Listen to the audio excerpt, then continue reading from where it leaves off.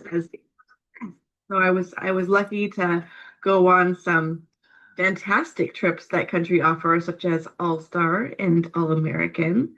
So whether you're coming in this month with previous insurance experience elsewhere, or perhaps you are new to the industry like I was, either way, I just want you to know that you are partnered with an incredible company.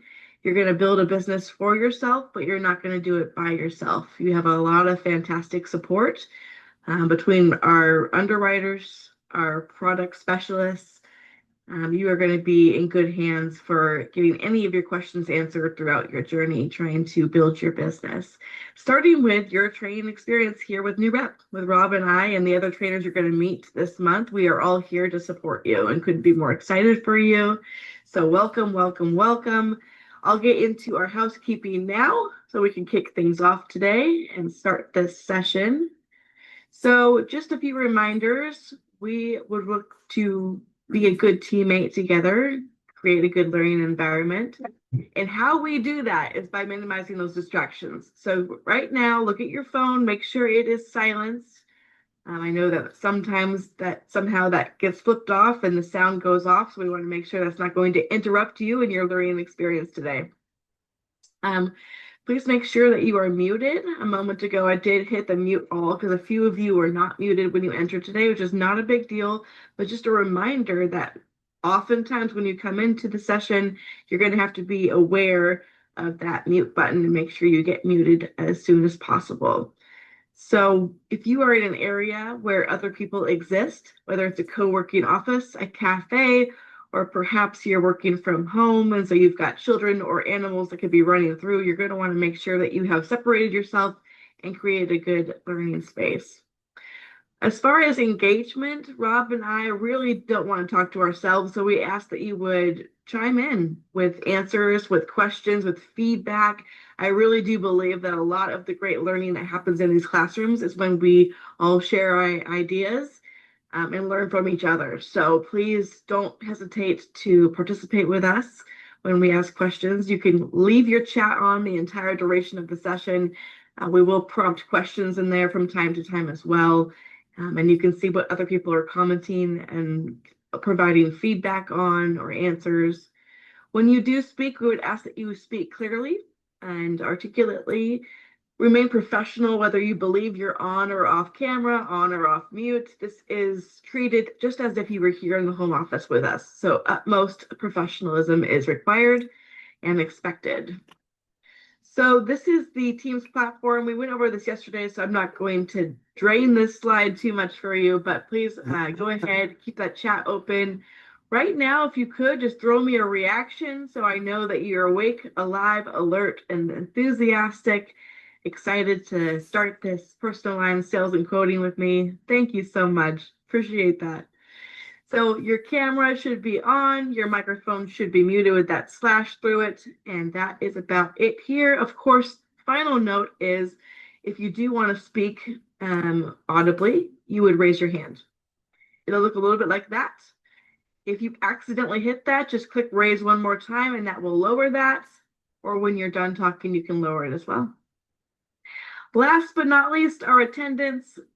We would ask that you stay in the session from start to finish. You guys are probably going for a training bonus. So I want you to know that Rob and myself are not sitting here keeping tabs on you. We just don't have the capacity for that. However, the system does track your attendance. So if you are absent for more than 10 minutes, whether you take a call or jump off or anything of the sort, you will get a notice the next day saying that you did not get credit for the course. It's not me again, it's not Rob, it's the system. So if you are having any issues with technology, please let us know so we can mark that down for you and help you troubleshoot anything that could come up like that. We don't want you to lose out on your bonus because of a few minutes of a system issue, okay? And last note is you have to be joined from your actual app or from a computer so we can see your name and your face. You cannot join from your phone or from a phone number. So please make sure you're in a good learning environment and join from your computer. And that's pretty much it. I'm going to pass things back to Rob and we will move forward. Thank you guys. Okay, appreciate that, Kim. So we got a great lineup, and before we touch on a few things, I did want to drop a link in the chat and talk to you a little bit about Country Club. So I won't go into too much detail of it because you want to talk to your district leader about that. Give me a thumbs up. Have you all been shared? Did your district leader share a little bit about Country Club and what it's about yet? Give me a thumbs up on that. Okay, so a lot of you are aware of it. Here's the link. Go out, check it out. I think we can all agree if you get off to a fast start, that momentum carries you in your career as you begin. So obviously there's some bonus money on the table for my reps on the call. For my associates, you might have something in line with your rep that you're working with, but this is more geared towards my insurance agents on the call. And check it out. There's some good opportunity to earn a few more bucks, get off to a fast start, build your career. And but again, I direct you back to your district leader on that because they can talk to you about specific details.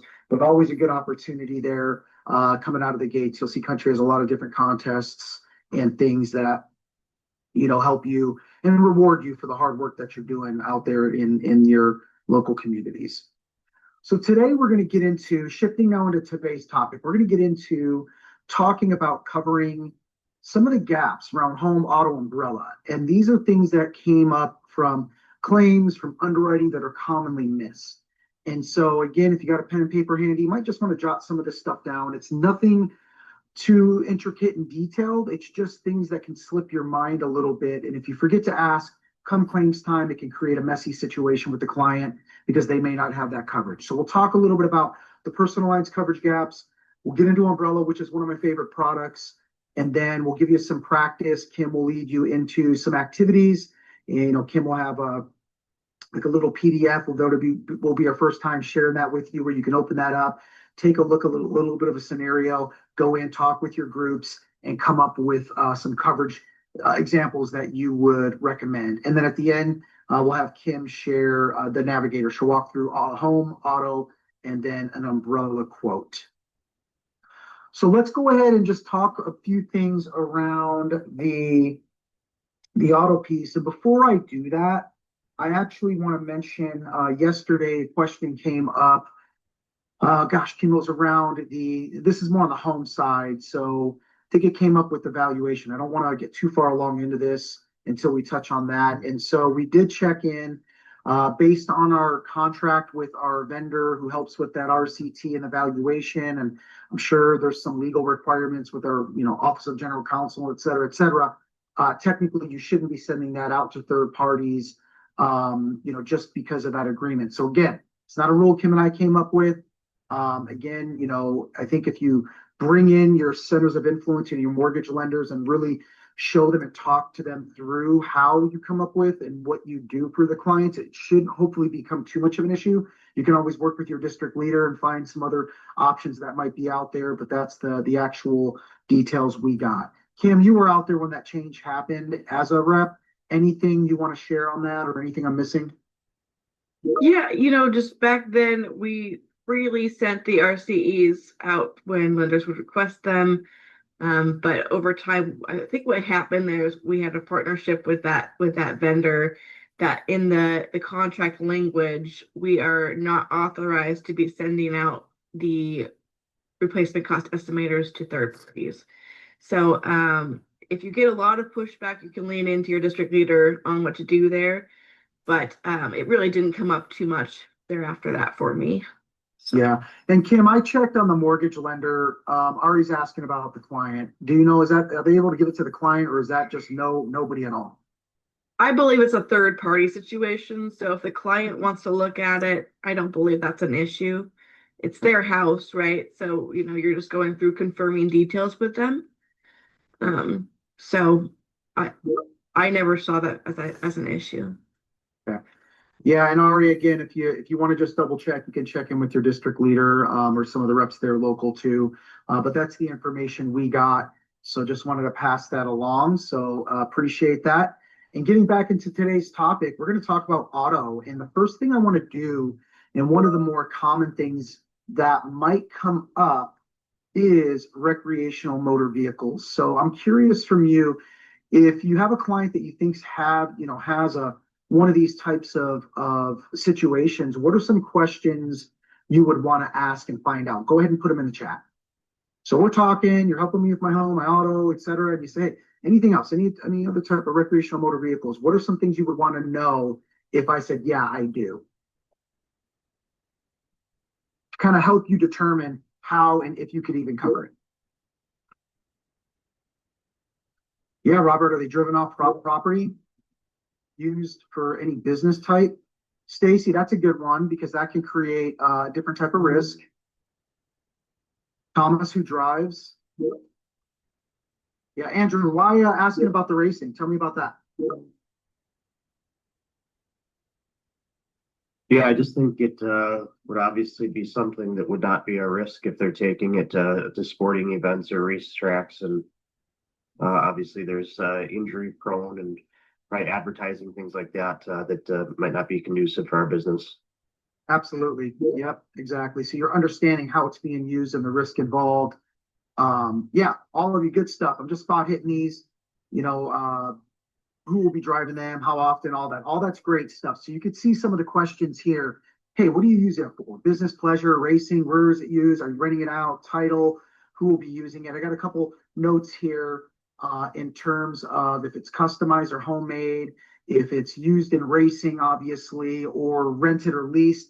That's a different type of risk, and you probably have to look into brokerage in that type of situation because that wouldn't be a risk we'd want to write here at Country, understandably so. And there are 50,000 different variables you can run in on this.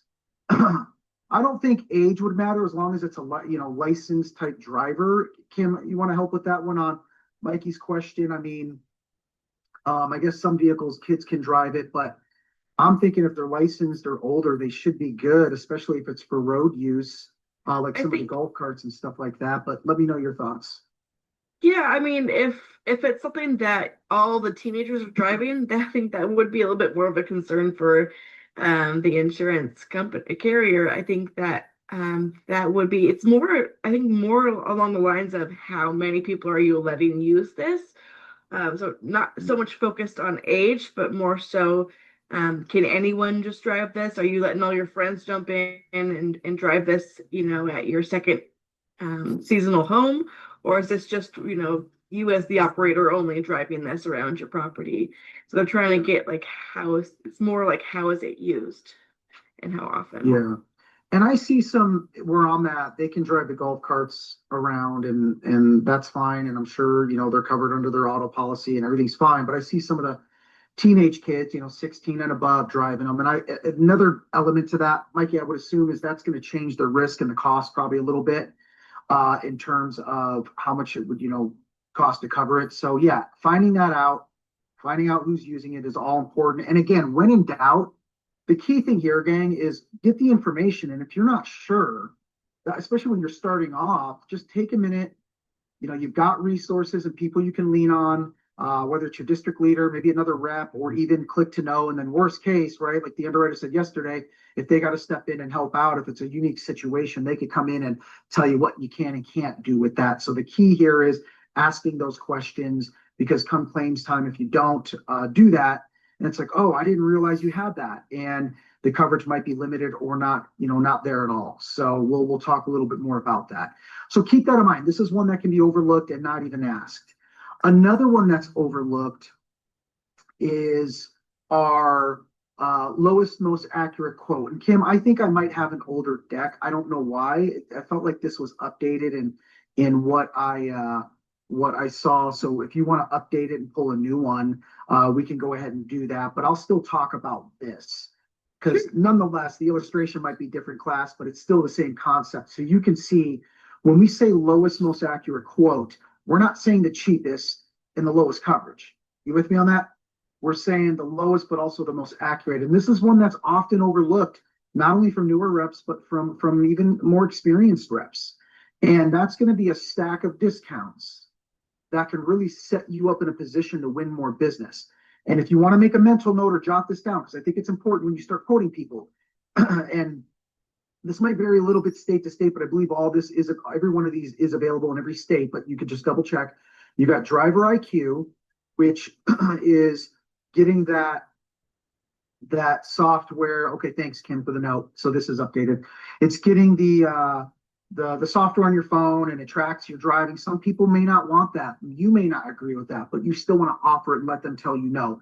Because with the driver IQ, I believe it's upwards of close to 10% discount starting out the gates, and it could be up to 25% depending on their driving patterns. So it could be a substantial discount, but they need to complete the process. So as you get settled in today, we're not going to do a deep dive into driver IQ, but when you do your web-based trainings, you go out to Click to Know, make sure that you're helping them run through the finish line on that, because if they just download it and they don't complete what they need to complete, that discount will fall off, and a lot of clients might run into that. So driver IQ, preferred payment, so 6 months, multi-policy, so hopefully you're getting the auto in the home, and then the advanced quote where you're not, I need insurance this morning kind of thing. You're giving them the advanced quote within 7 days or so. And with all that, if you stack all those together, that's going to put you can see here, 3 to 4 more times more likely to turn that into new business. So even if you're saying, hey, my quote to buying to issue ratio, let's say, is 25%. Well, man, if you can turn that dial and get that to like 35, 40%, I'm not saying it'll be that, but just those few percentage points is going to help you get a lot more business in the long run. So keep in mind those quotes. You might already be aware of them. Give me a thumbs up if you all are with me. I think it's pretty straightforward and simple, but I did want to spend some time there making sure you're all aware of that and you don't overlook those. Okay, good stuff. So that really ties in the auto, a couple of the auto things that are overlooked. I want to get into some of the home. And with the home and the auto, we gave you the underwriting manuals yesterday. You got all the details, but here are some of the top things that can be overlooked. And one of the first ones is in-home businesses. So in the chat, what would you say are some common in-home businesses that you might run across? Little side businesses. I work, but maybe I've got a little side business that I do something with to make a few extra bucks. So Robert, yeah, maybe stylist, photography, yep. Hair salon, bakery.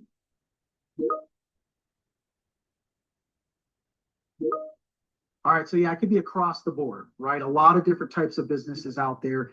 Here are some common ones that Country has seen. So you could see there some of the ones that we run across often. And I think I read a stat, it might be more now, but I think back, because this one's from 2020, but more than half of US businesses are home-based. So a lot of the times, again, why are we bringing this up? Because if you don't ask the client and you just write their home, they may not have coverage or very limited coverage for the business type stuff they're doing for that in-home business. And so asking that question is going to be critical. Now, let's talk a little bit about some different factors to consider. What do you think you'd want to know? If I said, yep, I got a home business, it's something small I just do on the side, what are some things you're going to want to consider? What, kind of think top of mind here, class, that you'd want to say, okay, I need to consider and make sure I know what's going on here for the client to make sure we're insuring this properly. What do you think? So Robert, you said customers come to your home. What's the risk there?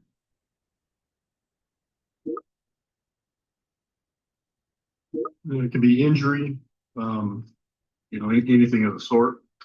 Yep. Damage to their vehicle, damage to them, slip on the ice, trip, name it. Absolutely. Yep. And Stacy, I see you as well. So thank you for that, Robert. Yep. Clients coming into home. Does anybody work with you? Client traffic, liability, you guys called it. What happens if they get hurt, right? So all that's good. Yep. So a couple things here to consider, in addition to the things that you all mentioned, is, hey, is it part-time or full-time? Because let me ask you this, class, if I said, yeah, I got a side business for my house, but maybe it's generating some good income, and I say, yeah, I make about $200,000 a year on that. Is that going to just be a small endorsement off the home, or do you think that would need to be a separate commercial policy? What do you think in the chat? 200 grand from the side business. Yeah, private commercial. So I'm being a little silly with that, but you get my point. You have to know that, because if you don't ask those types of things, even on the client annual reviews, you could miss that. So part-time, full-time, how much per year, what is sold, right? If applicable, because sometimes it's maybe not a product, it could be a service. And again, that ties into what services are rendered. And so a couple examples here. If I'm selling, let's say, apples, from, some of the trees I have in the backyard, great. But if I take those apples and create baked goods for them and sell them, let's say at a farmer's market, give me a thumbs up. Does that change the type of risk? Do you think that changes the type of risk there? Give me a thumbs up reaction. Yeah. So finding out exactly what they're doing with the product is going to be important too, because that changes the risk. Apples, yep, I can do that off of an endorsement off my house. Maybe, not maybe too much risk there, but if I'm using, the apples to make baked goods, well, now I'm changing up the food. I'm creating, something people are going to eat that I've made in my home. And that would need to be more on a commercial side of things. Another one might be is what if I'm not selling a product, but a service? Yes or no in the chat. Do you think I still need to consider some type of insurance extension or extended coverage on that? Maybe I'm going to Robert's house to get guitar lessons, right? I'm not saying you play guitar, Robert, but I'm just throwing that out there. But I go to Robert's house, he gives guitar lessons. Okay, yeah, exactly. Because as you said earlier, he's not selling a physical product, but a service. So if I slip and fall, I get hurt on his home while I'm there for that specific thing, that's going to create a different type of scenario or situation versus what I just have off of my home coverage itself. So big takeaway here, gang, ask the questions. When you don't know, you got the information, you can find out what you need to do. And Kim, with that, I'm going to hand it over to you for this next part and anything else you might want to jump in and share or expand on that we've talked about up to this point. Yeah, no, I think you've covered a lot of great information here. This is just like Rob said, something that clients are not thinking of, right? There's going to be times where they're just thinking of the house itself or the structure itself. So they're going to give you the square footage and the details of when they bought it and all that stuff, but they're not going to give you, oh, well, yeah, I do sell X on the side, but I didn't think about it. Not X, but but you know what I mean? Like I do sell a product on the side, or I do offer these massage consultations, or whatever it is, anything that could introduce profit or risk to there. So with this game, we're going to play just a few slides here of an activity of how would you cover it. So I'm going to give you a scenario, and then I want you to raise a hand and tell me maybe how you would cover this client. Okay, so in the first one here, the client runs that part-time in-home business to earn that extra cash, and people do come get cosmetics from her. Now, with this, I'll give you a couple inside things that you are not listed on the slide here. This lady does have about $10,000 per year of gross receipts for this side cosmetic business. Okay. She also keeps about $4,000 worth of product within her home, so inventory within the house. So with those two things in mind, how would you cover this? Go ahead and give me a raised hand if you think you've got some ideas.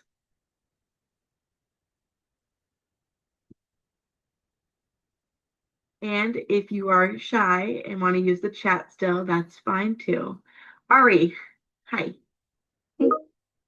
So I would probably write it under a BOP and do it, extend the liability to the home. Okay. And then insure the business personal property under the BOP. I like where your head's at, and I think that a BOP could certainly be one solution for this, especially as her business grows.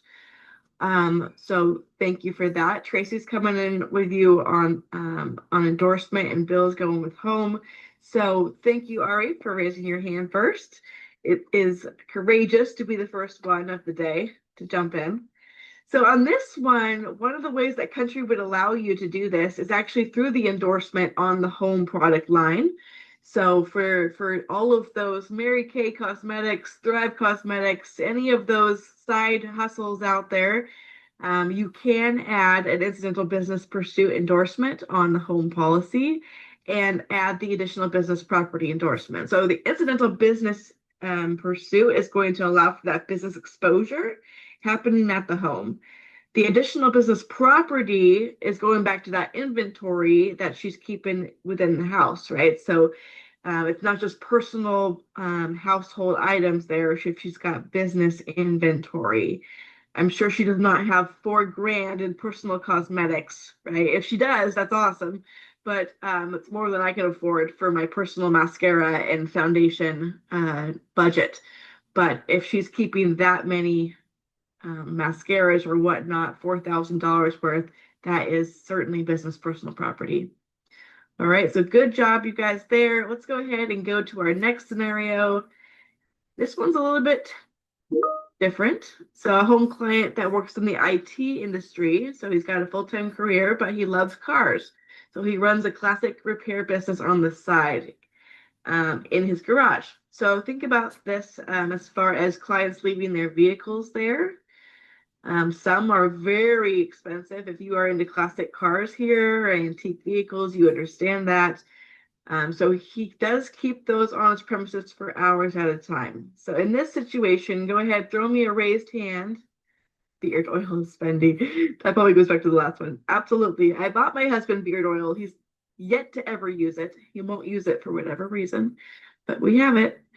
All right, give me a raised hand emoji if you think you know how you would cover this client. Could you do this on the home policy with an endorsement, or would you do something else?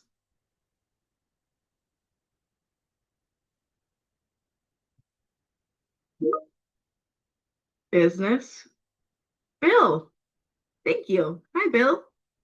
Hey, how you doing this morning? Yeah, I think I would do it with a commercial because the liability would be the cost of those cars. If something happened, that would be outside, I think, of the parameters of the home policy. Absolutely. Thank you, Bill. You are right. This has definitely went way over the pay grade of what we want to take on for the risk on the personal line side. So in this situation, you would want to stay away from anything like this on our personal lines home product.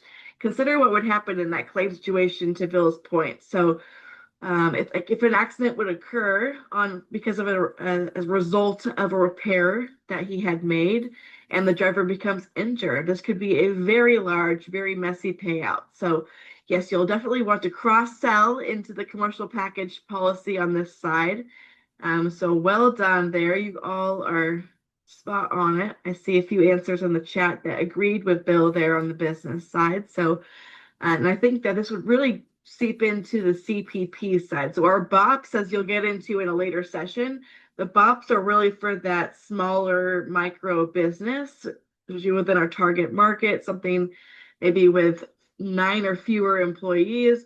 But what really goes into the auto side and what you want to be thinking about is when the garage keepers or that care, custody, and control of a vehicle that could be very expensive, that would really become that commercial package policy in which an underwriter would partner with you on, who has all the background expertise in this area to put that together. So, all right, so I'm going to give you another one, a little bit more tricky on a different way.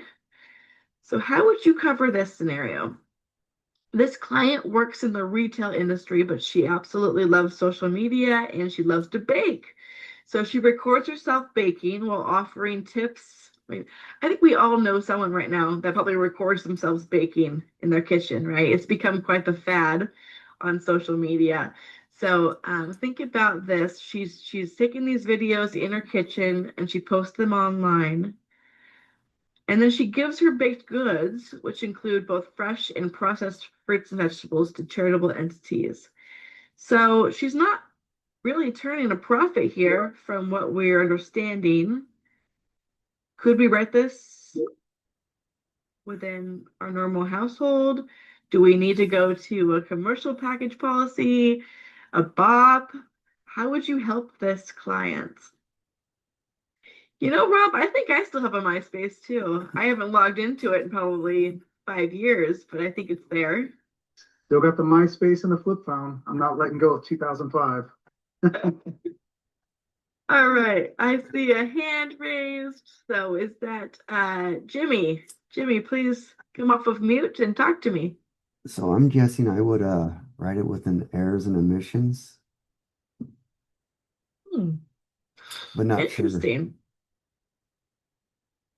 I like that. I like where your head's going there. On that, it's through the errors and omissions, thinking on that liability for her baked goods that could cause some issues there, or Well, that and she's advertising outside, so whatever other exposure she's gonna get, somebody doesn't follow her ingredients to the T, and then we're in trouble. So not sure. Just okay. I like where your head's at there. So for in this one, if you read it back, she's not making any profit. I don't think she's really advertising so much. She's not paid advertising, right? So Okay. when it comes to terms of what you're doing there, she's just on her private personal page. She might make it public, but she's sharing her videos with people online. That's the danger, right, of social media. You don't know who's watching. It could be, a lot of my friends do have the little on Facebook or whatever, the world thing. They're publicly sharing all of the photos of their life. So it's a little bit tricky, this one. She's not really making profit, so we can't call it a business quite yet. Sure. And the donations of her fresh and processed foods don't really cause much of a problem there, because she could have went to a potluck with her neighbors and made a pie, and people could have gotten sick from that pie. Same idea for the charitable events that she's donating things to. She's not selling it to them, so she could be found liable. So there could be some question marks there. Okay, so she's not really having any commercial exposure here.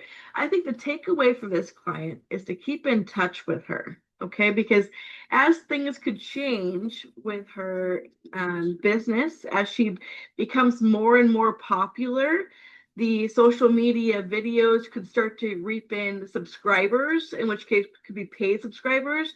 People might pay her to let them advertise on her channel or on her page. And so things could start to transform quickly in her world.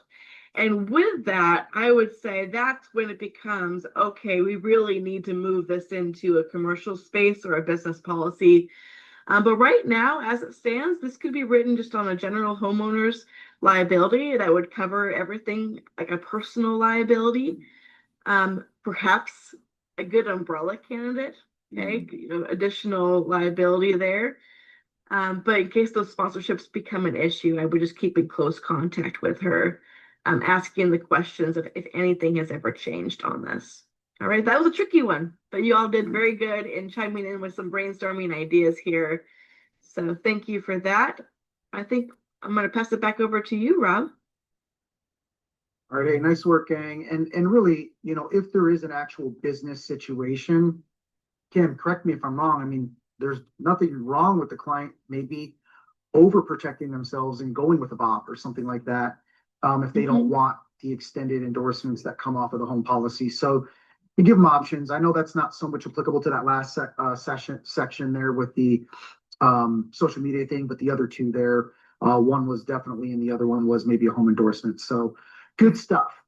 All right, let's go ahead, and we kind of wrapped up the auto and the home. Give me a thumbs up reaction, everyone. You all still with me? Feeling pretty good? All right, I want to get into one of my favorite products, and that's Umbrella. Does anyone want to give me a raised hand and share with me, how would you explain an umbrella policy just in simple client-facing terms? How would you talk through that if I didn't know what that was? Maybe a raised hand. Anyone want to take a shot? All right, Jimmy, coming over to you. And then I see, well, we had another hand raised. So if anyone wants to add anything, you can. But Jimmy, I'll come over to you first. I think it's coverage outside of your limits that you're covered on your insurance limits right now. So if they have a 100, 300, well, then it's going to go above that. Yeah. Yep, well said. Now I'll clear up a little bit on that because there are some underlying requirements, but you got the concept there, Jimmy. And Andrew and Jeanette, yep, extension of liability. So basically, I mean, like the name says, umbrella, right? So the way I always kind of visualize it is, if you got to meet the underlying limits that are required. So that's 250, 500, on the auto, and then 300,000 on the home for the liability. Now, if I somehow exceed that in a loss situation, boom, the umbrella kicks in. Y'all with me on that? So it kind of stacks on top of it. In addition, there are some tail end coverages that come with the umbrella. And I don't know all of them off the top of my head. Libel, slander. There are certain scenarios that come up. I can share in a little bit, but there are some added protection pieces that come with the umbrella. And so I'm a big fan of this, especially if you get a client that's most clients need it, but if you get a client that's 250, 500 with 300 on the home, definitely have that umbrella conversation because it is something they need. So let's take a look at a scenario because we already hit kind of, that's more of like a technical example of what it is, but we already talked about what umbrella will do and how it'll kick in. Let me kind of paint the picture here for you. So let's say Steve's in a crash, found at fault, multiple accidents. He only has 100, 300, 100. So 100, 300 bodily injury. So if he hurts people in an accident, those are the limits, 100,000 per person, 300,000 per accident, and then 100,000 on property damage. But the total damages, let's say for bodily injury, let's just keep the 550 in that bucket, exceed $550,000. So what happens? So without getting in all the details of, is that one person, multiple people, let's just say that 550 spread across a few people, he only has $300,000 in his cap for his coverage. So where's that other 250,000 coming from? What do you think? All right. He's found liable Come at fault for $550,000 of damage. Country's going to stop paying at 300,000. Yeah, out of pocket, his checking account, are he assets? Are you asking that as a question or just kind of throwing that out there? Yep, personal responsibility, both. Yeah, it could be, and I'll show you here. So good point. Depending on the state, sometimes there's variables on if it's homestead or not. But for the most part, keeping it simple here, gang, a lien could be placed on his home, right? His wages could be garnished, assets could be gone after, and every state is a little bit different on what's at risk. So I think this is a good example where, maybe teaming up with an attorney, COI, and finding out really what are people at risk for when it comes to their liability. That's a good option because every state can vary a little bit. For example, and don't quote me on this because it could have changed, but I think years ago when I checked Illinois, I think it was 20 or 25% of your income up to 20 years can be garnished for paying a loss type situation. But that could vary across states. So always check specifically where it is currently in your state. You're never giving legal advice, but it helps you come up with essentially understanding risk, right? And helping clients understand risk because they don't. So in a case where kind of moving away from Steve and just talking to a client, let's say you're sitting down in front of a client about their insurance coverage needs. What are some of the factors you would determine to come up with what that need is? And you could just put, is it 1 through 6? Is it 2 through 4 on the screen? Go ahead and use the chat. Kind of a little pop quiz here. What do you think you would consider? Is it all of them? Is it some of them there on the list? What do you think in there to determine someone's liability?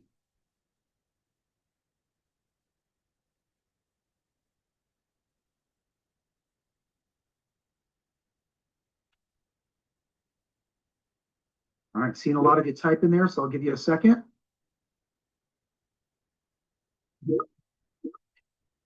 All right, 2 through 6, 1, 2, 6, 3, 4, 5. All right. Yeah. So Vincent, you said all. Tell me why all, because I'm kind of in the same mindset as you. I think we can make an argument for any of these. So what are you thinking there, Vincent? And Micah, pretty much everybody's going to be different. So, I mean, depending on whatever you get with whoever customer you get, I mean, you have to consider different things. Some, it's not so much about assets as it is about what they're doing. So they're not covering a lot, but they just may have a driver that's concerned about if they hit someone else or something like that. So that umbrella may come into play there where they feel like they'll be better covered in that. And some, it may be their assets because they like to accumulate, valuable things. You never know. Others is income based off of just, they want to make sure that they're still going to be in a position to where they don't make enough to cover what they do have. But if it's something does happen, that is going to be there to cover those things in that sense. So It can be a host of things with that. So every customer is different essentially. No, I love that, Vincent. And Vincent, let me throw a little curveball at you. Let's say you run across a client who's an engineer, 24 years old, making 100 grand a year, but doesn't own a lot of stuff. You still think that's an important factor to consider when it comes to liability? Absolutely. And reason why, my reasoning for that, I always use, because especially when you're dealing like umbrellas, things like that, and you're looking at the liability and what it covers on it, because on average, I think what most people pick $1 million umbrella, if I'm not mistaken. Some go higher, 2, even 3 if it's offered. But I always use a scenario, and it's kind of dark, but it makes sense because people don't realize this. If you've ever seen a ball bounce in the street, everybody knows, oh, watch out, slow down, there's a kid behind it. That's just kind of the mindset we grew up, or at least you should have been taught when driving. Yep. Well, accidents do happen. If you do so happen to turn around and hit a child, a person, anyone, it may not be your fault at that. You may not even be the one that caused that problem or the accident. Your liabilities are only going to cover so much on your auto policy. Even if that family doesn't come after you, for anything. A lot of people don't realize this. There are attorneys and lawyers that pick up cases when they see that and will sue on their behalf. And that's where that umbrella policy can come in handy on that. Now, yeah, it's a dark thing to talk about, but people never take in consideration that if you have a host a party at your home, he's a young engineer, he's going to have friends, he's going to be having fun. If someone has one too many sips or whatever they're drinking on, leaves, gets in an accident, hurts himself terribly, they can come back and still sue him. He's still liable for that. His homeowner's insurance is only going to cover so much on that. And this is where that extra protection falls in place for that. And usually, I'm not sure what our umbrella policies cost depending on the state, I'm sure, but it can fall within, just a couple $100 for the year. And that to me is more, is worth more than enough to go ahead and have that extra protection. Absolutely. Yeah, really good stuff, Vincent. Thank you for sharing that. And the way I always look at it is, with my umbrella, is I'm transferring $1 million of risk for a few $100 a year. I'll take that every day.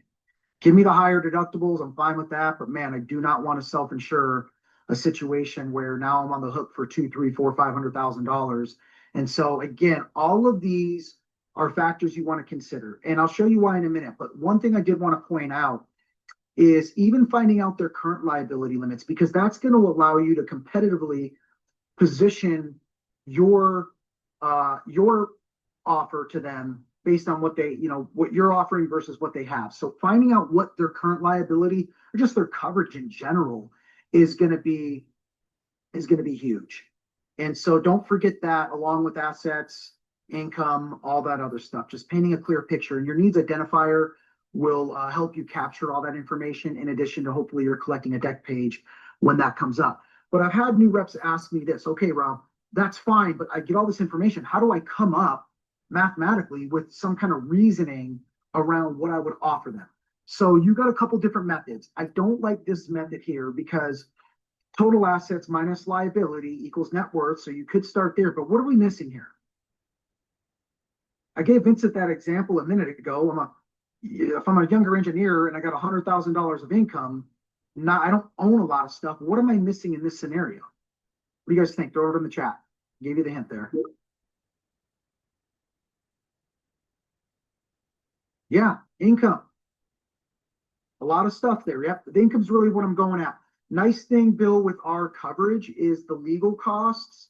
As long as it falls within the realm of the coverage we have, that's not coming from the liability limit. So, for example, if I'm sued for $800,000, country and it's a covered loss, country's going to go ahead and work that out, their legal team, and I'm not having to pay for attorneys to go through that. That's all part of country's process. So, but in this example, what's missing here is the income piece. So I think this one's got a little bit of a miss there on that. So really the method that we recommend at Country is total assets plus future income. And let's keep it simple here, gang. You can tweak this a little bit based on your district leader, maybe some of the things you pick up as you get more experience in your state. But let's say I've got 500,000 in total assets, and let's say the income, we'll keep with 100,000 in income. Best practice is 5 times that income. Now you can tweak that a little bit based on your state and things like that, but that's a good starting point. So if I came to you and said, yep, I got 500,000 in assets and my annual income's 100,000, what would that number be if you were to come up with a liability limit using 5 times my income plus my assets? Go ahead in the chat. Somebody want to do a quick math? Yeah, $1 million. And a lot of people don't realize that. And so again, I'm not saying everyone's going to jump in and do the umbrella, the 255 and all that stuff, but at least you're painting a picture for them of what you're really trying to cover. So this gives you some rhyme and reason around the why. Y'all with me on that?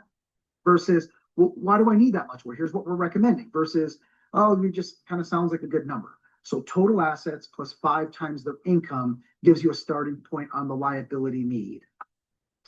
So again, asking them questions to help understand what's really at risk here when it comes to what you're protecting. We understand umbrella is important, but I think, keeping in touch with them and their changing needs, asking them questions they don't know the answer to, painting the picture like Vincent did, where he's like, hey, here's a scenario. This is what if this happens? Or I believe Robert mentioned, hey, if somebody walks on your property, they slip on the ice and fall and hurt their back. You're painting a picture for them of really what could happen and do they want to self-insure that kind of risk. So helping the client understand that is going to be key. And we talked about this a little earlier. $1 million. Now, generally, this can vary state to state, or if they've got teenage drivers and things like that. But generally speaking, a few $100 a year, you're transferring $1 million of risk. And it's even less if they want to stack on another million and go to 2 million total. So to me, that is a no-brainer when it comes to, what you're covering. And then just keep in mind, gang, you could see there on the slide a couple key things. So I can't offer someone state minimums on auto and then try to throw an umbrella on top of that. You got to have, obviously, auto home needs to be with country. You've got some specific details in this web-based training around that. But 250, 500, 100, I believe, is on the auto. 300,000 on the home is what I mentioned. If they got some other risks, that web-based training will talk about that if it's outside of, the norm. And keep that in mind. It's sometimes I understand it's trying to get a client from state minimums to even just 100, 300, and that's fine. But the next client annual review, I'm going to bring this up and say, hey, we're ready to jump up to 250, 500 with that umbrella. And if they decide they don't want it, you're documenting the client folder and you've done your job, right? Even if they're not going to go with the limits that you've recommended. So keep that in mind with the required underlying limits. Oop, give me a second here. And then before we get into the scenarios, Ari, do you have a question? I was going to mention one more thing, but I'll jump over to you. I just want to say something that I've noticed when I'm quoting people that are coming over from, let's say they have state minimum limits. We've actually been cheaper when we're offering 100, 300. Yeah. Usually you'll see that. I mean, there's so many rating variables and details to it, but I'm glad to hear that. And, the jump from like 50, 100 to 100, 300 isn't huge. And that's why I was going back to saying, Ari, if you can get what they currently have and you're recommending this, and maybe, it's great if it's cheaper, but let's say it's maybe it's not. You can just say, hey, come claims time, which coverage do you want? Do you want the 2550 or do you want the 100, 300? So definitely a good point. And thanks for checking on that, Kim. So you all can see the required limits there for auto and home. So 250, 500 auto, 300 home. And again, if you've got some other types of risks you're covering, farm kind of changes this up a little bit or different things, you'll see what the required underlying limits are in that WBT. But Ari, thanks for calling that out in terms of the state minimums versus what you're seeing. And then before we get to the scenarios, one thing that I like about umbrella are some of those extra coverages. And maybe this has changed since last I checked, but for example, tenant policies, something happens and let's say you throw a pizza in the oven and you forget about it and it starts a fire and burns up the place. Well, yeah, your tenant policy is going to cover your property, but there might be some limitations on the liability there, the damage to the structure because you don't own it. Umbrella could kick in some of those situations where there's fire and smoke damage, things like that. So there's always these little one-off variables when it comes to umbrella that I just love. So I'm going to stop there. we've got some scenarios. We're going to bring you all into the conversation here. And Kim, let's go ahead and jump into some scenarios and see what they're thinking. Absolutely. Okay, so on the screen here, we've got a few things happening, don't we? We have a pool there. We've got multiple people, a family there with some younger folks there. We've got teen driver on the right. So what kind of financial risks are being posed on this screen right now? Go ahead and throw it in the chat for me. What are you seeing here as you're talking to these clients and you're seeing some financial concerns of the risks that could be posed for having young drivers, having a swimming pool in a family? Yeah. Liability, teenage drivers, kids, right? A pool with young kids. Yeah, Stacy, talk to me for a second. So your client has a pool, they also have young children. What do we want to help the family think about here?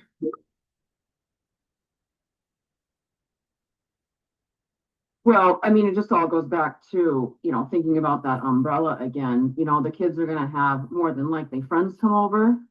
So, if something should happen, you want to have that extra liability coverage for Totally. that. I mean, that's just kind of a no-brainer to me. That just makes sense to me to just offer an umbrella when someone says pool.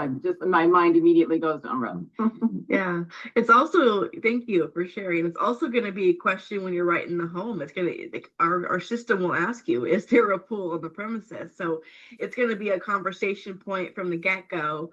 So I'm glad to hear you say that. That's why I called you up here. And also the other part of it that I'm thinking of when you say that there's kids, there's friends over, we're going to want to understand a few more things. Like, is there a gate? Is it locked up somehow? They can't access the pool. Like, I'd be kind of concerned, even if they didn't have young kids, do they have neighbors with young kids? Like, who's going to walk by the yard, see the pool, and have access to walk back there and get themselves into some mischief, right? So it becomes kind of a question mark of, is it fenced off? Is it gated? How do people access? Do you allow do you have parties on occasion or weekly where people come over and can use your pool? So I know that's a lot more common in the warmer areas than it is in the colder areas, but so are pools. So with the young drivers, higher risks, right? I'm seeing Bill coming in, young driver again. Yeah, Vincent called that out. No gate around the pool. Thank you. I didn't even see that. Higher risk in town for the pool. Yep. So the umbrella, right? When we're talking to these clients, they might not be thinking or even know that an umbrella exists, but we're hoping to get them thinking in terms of having that excess liability beyond their underlying limits. So I was trying to, earlier I said that the minimum for the home liability is $300,000. So $300,000 is a good liability until someone dies in your pool. Sorry to say it. So, but $1.3 million is going to be a lot more helpful to protect that family in that tragic situation. Same thing for that once in a lifetime car crash. When I was in the field, I tried my best to help paint the picture for my driving clients that would come in regardless of age. When they say, I've never been in an accident before, it's not a big deal for me. I don't need to have higher limits. And okay, but we're talking about what if somebody else causes that accident, and then you're partly at fault for that accident. Anything could happen when you're on the road, right? So you want to help them paint the picture of what happens when you're in that once in a lifetime accident and you do need to use your insurance, or you do need to protect yourself. So you want the lawsuit happy people on the roads next to you to be thinking about taking your insurance payout and not your assets and your retirement, right? So help people understand, put them in the situation, especially when there are younger, more at-risk drivers on the road there. So that I just like to point that out there. And one of the things I love to do when my clients did have a young driver coming into the mix, maybe for the first time, was offer to meet with that young driver, right? If you were responsible enough to get behind the wheel and go on the roads, then let's sit down and have a conversation. Not to intimidate them or scare them, but who here has, drop me a reaction if you have a teenage driver or you have had a teenage driver within your home. Okay. So you already know the cost associated with adding that driver into your insurance plan. So if we're going to pay out the nose thousands of dollars to add this young driver to our policy, let's at least set aside the time to have them sit down and get the seriousness of what the insurance looks like, what the decisions look like, the liability conversation, right? Okay, I'm seeing a few hands here. Vincent, were you first? I'm not sure, but I did have just a quick question because again, I'm not sure how it is in other states. I'm here in Missouri. When it comes to licensing for young drivers when they're 16, they have what they call limited license here. They're only allowed to drive at certain times and they can't have multiple people in the car. Usually I think it's only one other person, which has to be an adult. Just little stipulations like that. Do we adjust for that here? Because I haven't run a quote actually yet to see if that adjusts for cost on that, or because they're not fully licensed here until they're 18. I know some companies didn't even include them. I don't know how they did that, but but because they weren't fully licensed, it wasn't considered a full license on there, even though they get, because their whole license number changes when they turn 18, opposed to the ones they get. It's an intermediate, I'm sorry, not a limited, intermediate license is what they call it on there. Okay.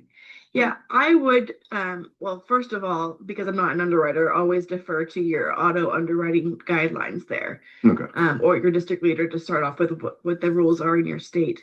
However, I would say that in Washington, where I was from, when they had their permit, right, they did not need to be added to the official policy because it was an allowable, permissible driving. They would be covered under the parent should anything happen under that policy. However, the day that they got their license at age 16 in Washington, that is when they needed, if you have a driver's license number, that is when you needed to be added as a driver on the policy. So I'm not certain about Missouri or what that looks like. So you would probably want to defer. Yeah, no problem. I figured out. Yeah, I figured I would look that up anyway, but it just popped in my mind when you were talking about youth drivers. Yeah, I would still think that if they're behind the wheel with an intermediate license, that would still be something I would want to add to the policy. But that's just my assumption because, I'm not part of the Missouri guidelines. I'm not certain. So, gotcha. No problem. Yeah, appreciate it. Good question. Of course. So, good takeaways, guys. I think that we all got our wheels turning a little bit about what the risks look like. And really, it's just helping your client paint the picture and understand why you're recommending an umbrella on top of the underlying policy with these added financial risks that are posed to our clients, right? All right, so from here, we are going to go into an activity. This is the McGuire family. They are our favorite family here in training. And so I'm going to assign you in a few minutes to a breakout room. You're either going to be in an auto breakout room or a homeowner's breakout. So there's going to be 2 groups for each side, auto and home. So you're going to want to look at the actual name of your group. So either auto group 1, auto group 2, homeowners group 1, homeowners group 2. And I'm going to drop an activity here into the chat, and you're going to have 15 minutes to review the McGuire's Family Needs Identifier.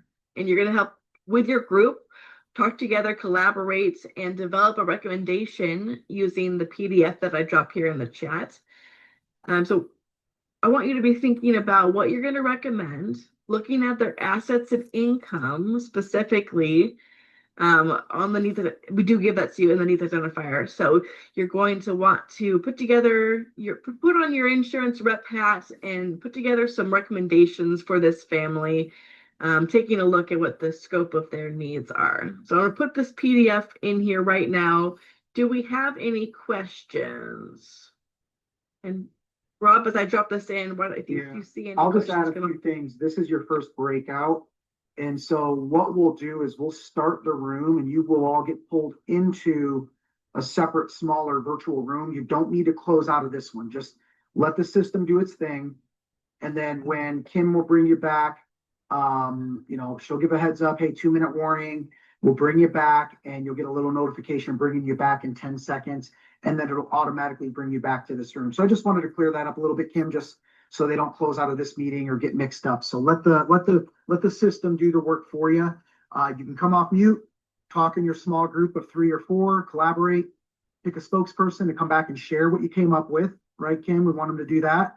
And but definitely jot down. Oh, and then Kim, we don't want them going in a Navigator and creating a quote. We just want them to talk through the needs identifier and come up with some reasons why and what coverage you come up with, if I'm understanding correctly. Exactly. This is really just intended to be a discussion, putting some ideas together on what recommendations you'll be doing. So don't go anywhere else but in your group. And the other thing I would say is I've dropped the PDF into the chat. So if you could, please open up that PDF in your computer, because once you get moved into your breakout room, you won't have access to the main chat anymore. And so you can lose the PDF. Kim, I was going to say, I don't see the PDF. You don't see it either. Let me double check Mm. if it didn't go through. Oh, I did have an error. Okay, here it comes. Let me know. Do you see it now? Yep. Okay, so Okay, Dan, so- you could just you can click the 3 buttons and download it and open it up from your downloads, or just open in browser. Just be aware, if you open a browser, you just need to, make sure you got that opened when you go into the room. But yep, we see it now, Kim. Okay, cool. So once you've got that open on your screen, give me a thumbs up reaction. Oh, Okay. um, Okay, looks like we've all pretty much got it. So what I'm going to do is open up your room. To Rob's point, you don't need to do anything. You're going to be put into your room. Just be aware that, like I said earlier, your microphone or your camera might be wonky. When you go in and out, it might turn off, it might turn on. So just be aware if your camera's on or off. You're going to want to make sure it's on in your breakout rooms, and that you could talk, of course, freely. But I will push you out there. Okay. Are there any other questions? All right. Have fun. 10 seconds.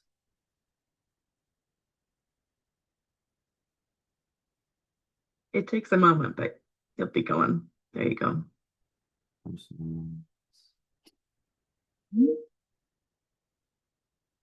Oh. Hey, guys. Hey, Jimmy. Hello. All right. Great. Oh, were we supposed to be assigned either home or, I don't quite, Yeah, she said it was showing here, but I don't see where it would show. I don't see that either. Oh, up top left, auto group 2. Oh, Yeah, okay. there you go. Somebody's eyes is on point. Mine isn't. That'll work. All right. Yeah, let's see, we're using off the PDF, correct? Yeah, so I guess we just use the provider information to create. Needs. Yeah, I mean, I'll just give my quick thoughts on it right away. Just looking at occupations and income and everything, I would just go straight to the max limits, the 250, 500.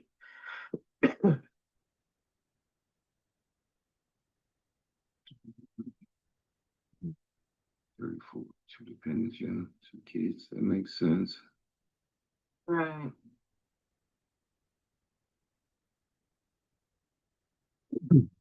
Yeah, personal assets, house, car, remotes, yeah, 450,000 combined. Yeah, they're a prime candidate for also getting on that too. I mean, a lot of times you see people just see a chiropractor or doctor or something under the name of an insurance policy. They might get a little bit more sue happy as well. So that's kind of why I went a little bit higher limits is my recommendation. Plus they got good assets to protect as well. Then the house, the assets, speaking of which on there, because their home is covered only at 315,000. Even though their estimated home value is at 325,000 on there, so. Why, yeah, that's 250, 500. Yeah, that will also warrant them possibly getting an umbrella on top of that, even though I know we're not talking about the home, but that'll be something to go ahead and consider them with that and see if you could even talk and convince them to pop their home insurance up later. That's just an add-on though. I know we're stuck on auto right now. But Yeah, they would 'cause- still qualify for umbrella to the 250, 500, correct? Okay. Exactly. Yeah, and if you scroll down a little bit further, as far as like the financial review, they want to retire in a warm climate and protect the family's future. I mean, that right there says you should have higher limits and also consider an umbrella as well.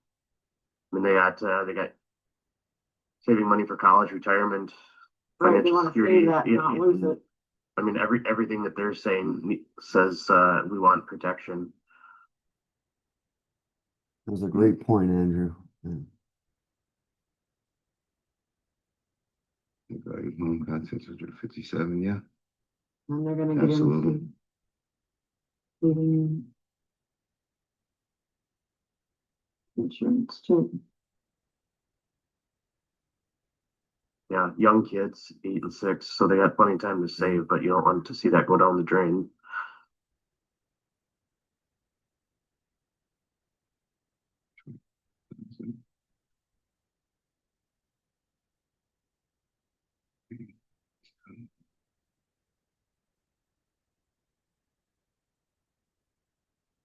You know, and obviously they have money in the bank account, so they could consider a little bit higher deductible on their collision to offset some of the cost of the higher limits as well.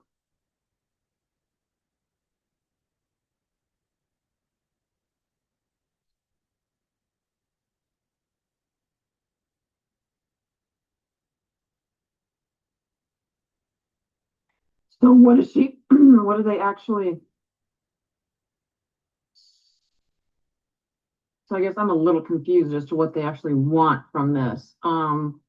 Yeah, I'm not sure. I mean, to me, it's a gives a lot of no-brainer information. to give them, 250, 500 limits at least, and then put in, I mean, at least a 1 million umbrella. Yeah, and I would even say Well- some of their life insurance policies are short as well. So I mean, if That's you're what- looking at it, yeah, again, are we supposed to just do the auto and call her quits? I mean, everything looks like it should be up to a certain amount, but Right. That's what. Have all of you worked in the industry? Yeah, Yeah, I I've have. been in insurance for 18 years, so yeah. yeah, I've been in for, So some of these courses are very brutal to sit here and. I know, same. But I'm very new to this, so Very good, Jimmy, yeah. and so it's probably great for you, Jimmy. yeah. Yeah. Don't take anything away from it. I didn't mean it No, disrespectful no. to anybody that is new. Right. But yeah, if you've been doing it for 18 years, it's kind of like, all right. Yeah. Well, you know what you're doing, so that's huge. I'm glad I got put into a good group. Yeah, yep. Where are you out of, Andrew? Green Bay, Wisconsin. Okay.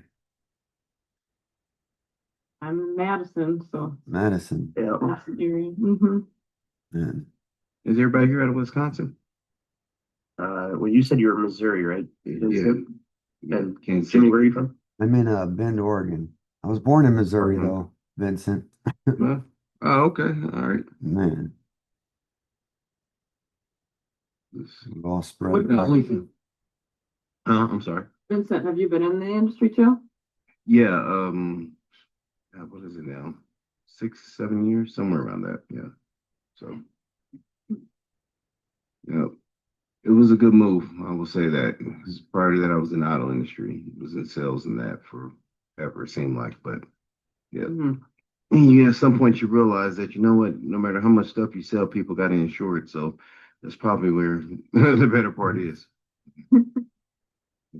Yeah, As long as there's things being sold, there's somebody needs to cover it. So yeah. I'm glad I did because the auto industry went to crap after that, right after I left. So it was worth every bit of the move. Now, only thing with that 250, which I didn't notice at first, is would someone like that want to carry that? Because I realized they have an 8-year-old Honda Accord. Are they going to carry 250, 500 on that Accord? I see they have a 2-year-old Acadia on there. Yeah, you'd have to keep them the same on both of them. But Yeah. they have a loan on both of them yet still, so they'd have to carry full coverage Mm-hmm. on both of those. Yeah, I'm just wondering if they would want that much coverage on there, but if in order to get an umbrella, they have to bump it up to that. So what the cost difference would be for them, because they like to keep low deductibles, those 250s on there as well. And you also got to think too, the liability covers the other people. It doesn't cover, that's not for their vehicle, that's for liability of others. Mm-hmm. So regardless of the age of the vehicle, I mean, you could have a 20-year-old vehicle and still want higher limits. I mean, we got Green Bay Packers players that drive around in their old beater cars from high school or college yet. So they're worth millions of dollars, but that doesn't mean that they don't need higher coverage.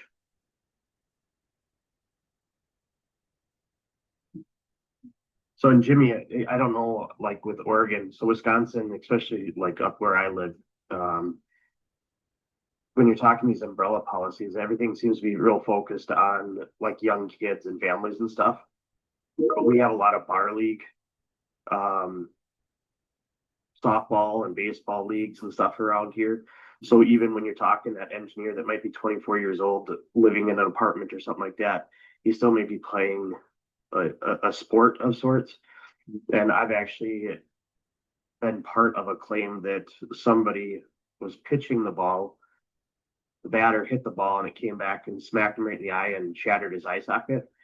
So again, it's not something you would think about. It's off premise, but it still covers the liability of that batter. Really? And, you know, if that guy has to have surgery on his eye socket, he's off of work. If he is an engineer, maybe he can't stare at a computer. So there's a lot of factors to think about, like when you're doing umbrella policies as well, that it's not just, you know, it's not going to be somebody just tripping on your sidewalk when they're walking up to your house. It follows you as an individual on the homeowner side. And then obviously the auto, if something were to happen there. So would that work if you were traveling like on vacation, like say? absolutely. Okay. Yeah. So Rob, is that his name? The other, there's Kim and Rob. Yeah. He had mentioned too, like it's not just injury, it's libel, it's slander. So if you're at an airport and you slander somebody and, you know, the wrong person hears it, maybe their boss hears it, something like that, and they lose their job, they could come after you for slander. So just different things to think about that. Yes, umbrellas are really important. Thank you for that insight, man. There's Yep. so much on here that I'm just like information overload right Bet. now. I bet. How long have you been in working with Country, Stacy, or been in the industry? Almost 10 years. 10 years. Wow. Yeah.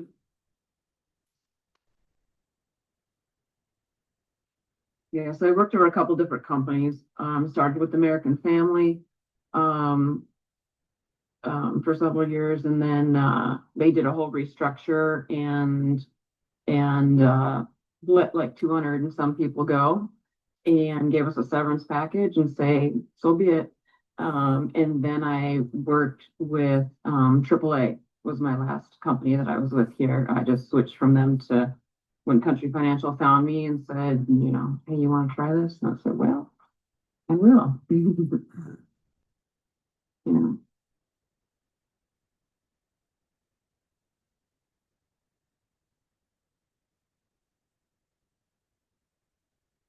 So who's going to be our top person? I nominate Andrew. I second Yes, that. minority, sir. Oh, I'll be that great. yeah.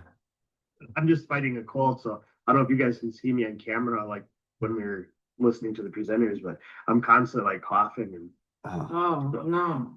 yeah, I got it.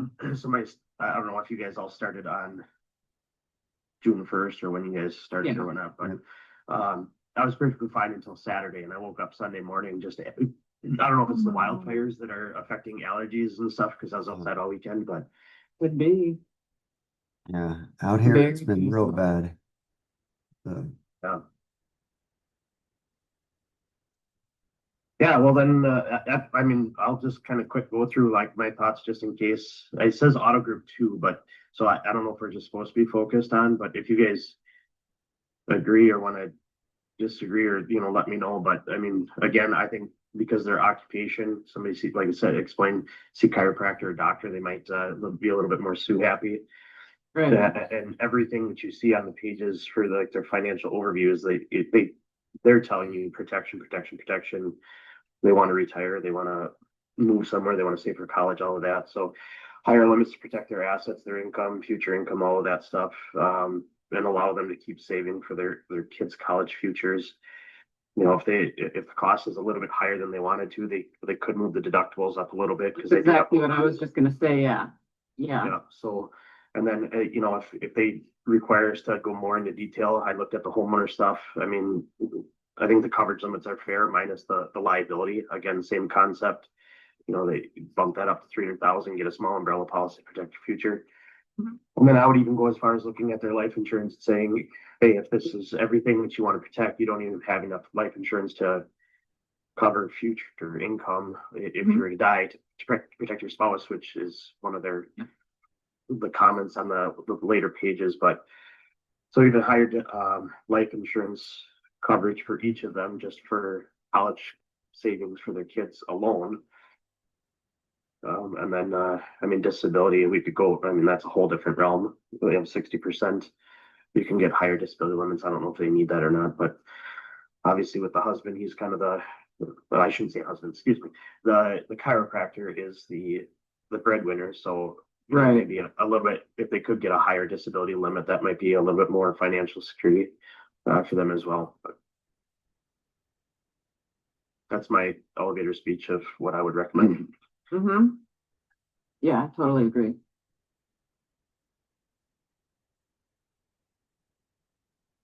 And who knows, we have our investment team too. They might be able to.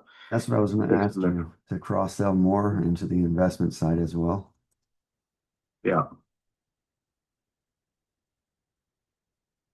Well, thank you guys, and it was a pleasure meeting all of you guys in a smaller well. setting.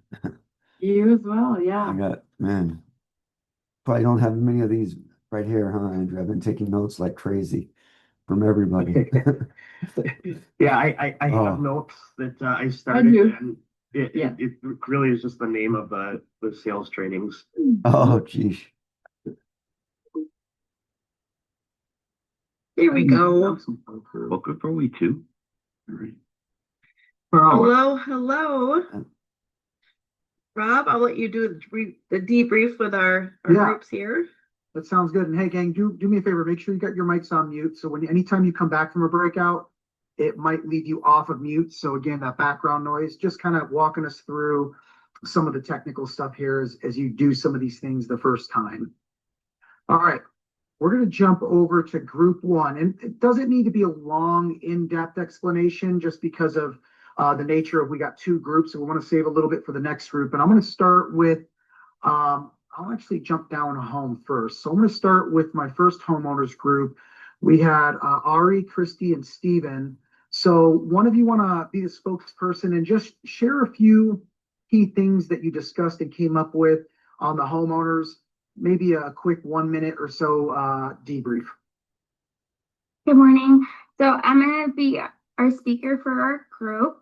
Okay. And based on the information that we saw, this is a young family. They have 2 young children, meaning that we probably have a lot of play dates. There's one sole income to the home. Very quickly, what we would like to do is increase the liability limits from 100,000 to $1 million, increase medical payments, and seeing their financials, we would have the door open for multi-policy discounts for life and financials. We would suggest to run the social and a driver's license for more accurate quoting.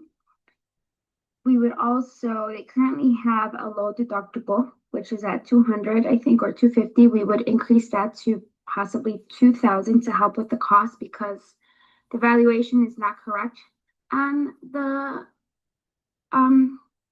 quote.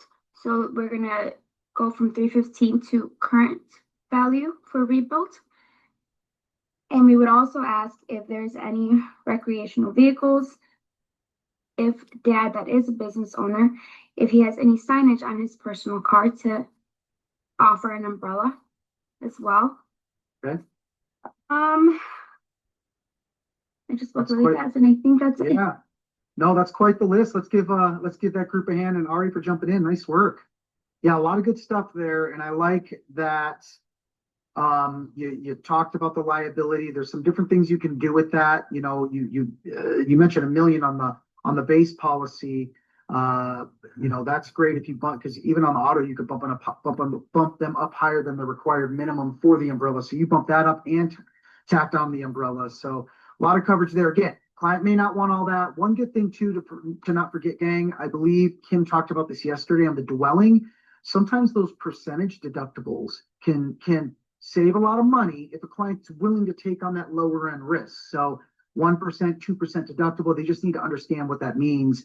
And if they're willing to come out of pocket a couple $1,000 and save a few bucks on that, and to be able to have more coverage over here on some of the things you all mentioned, love that. I know you went 2,000 deductible, just throwing out the percentage deductible as a reminder. So nice job, Ari. Okay, I'm going to jump over to my second home group, Bill, Mikey, and Thomas. Good morning. I'm going to be the spokesperson for our group. So Perfect. we were obviously in the same household, two young kids, 8 and 6, $100,000 total income.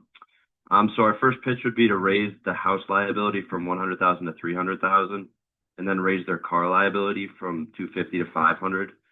The reason we do this is so they would qualify for umbrella, because we would then next pitch umbrella, because they have young kids, home, auto, and life insurance. They're an active family. And reading their family goals, they like to emphasize like security and like future. So like they talked about if their two spouses did pass away, that their kids would be set and be okay. After that, we would pitch life insurance for the wife, because she did not have it, and she is the part-time worker. So we think that she would have it. And then after that, we would emphasize if they did get these, how it would lead to many multi-policy discounts and stuff like that. Yeah, really good job. You guys are talking about a lot of the cross-sell opportunities. I love that. Let's give group, second homeowners group a hand there. Nice job there, you all, and very thorough on what you came up with. Okay. All right, I'm going to jump over to my auto side. First auto group, Adam, Jeanette, Robert, and Tanya. Wants to jump in and give me a few takeaways on the auto. Well, we got distracted by the life insurance opportunity, to be honest with you, and that. Okay. That's, tell me what you came up with then. What that's so. Looking at this couple, they have two young kids. Their life insurance or their auto policy, 100-300, does qualify for the umbrella. The one thing that the net worth didn't calculate was 5 years of income, so that would put them over $1 million of assets. So we want to make sure the car policies and the homeowners policies were compliant to get that umbrella policy. I agree the deductibles are too low. You would never claim a $500 claim anyway. So why do a $250 deductible? Raise those up to make the premium a little more palatable, to increase the homeowners. I know I'm not homeowners, so we'll stay away from it. But get those limits up to where we can offer an umbrella policy.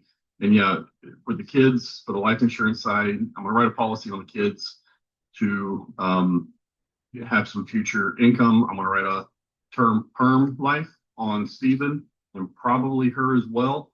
And with a return of premium rider on the term, so we can reinvest that into whole life because they want to retire.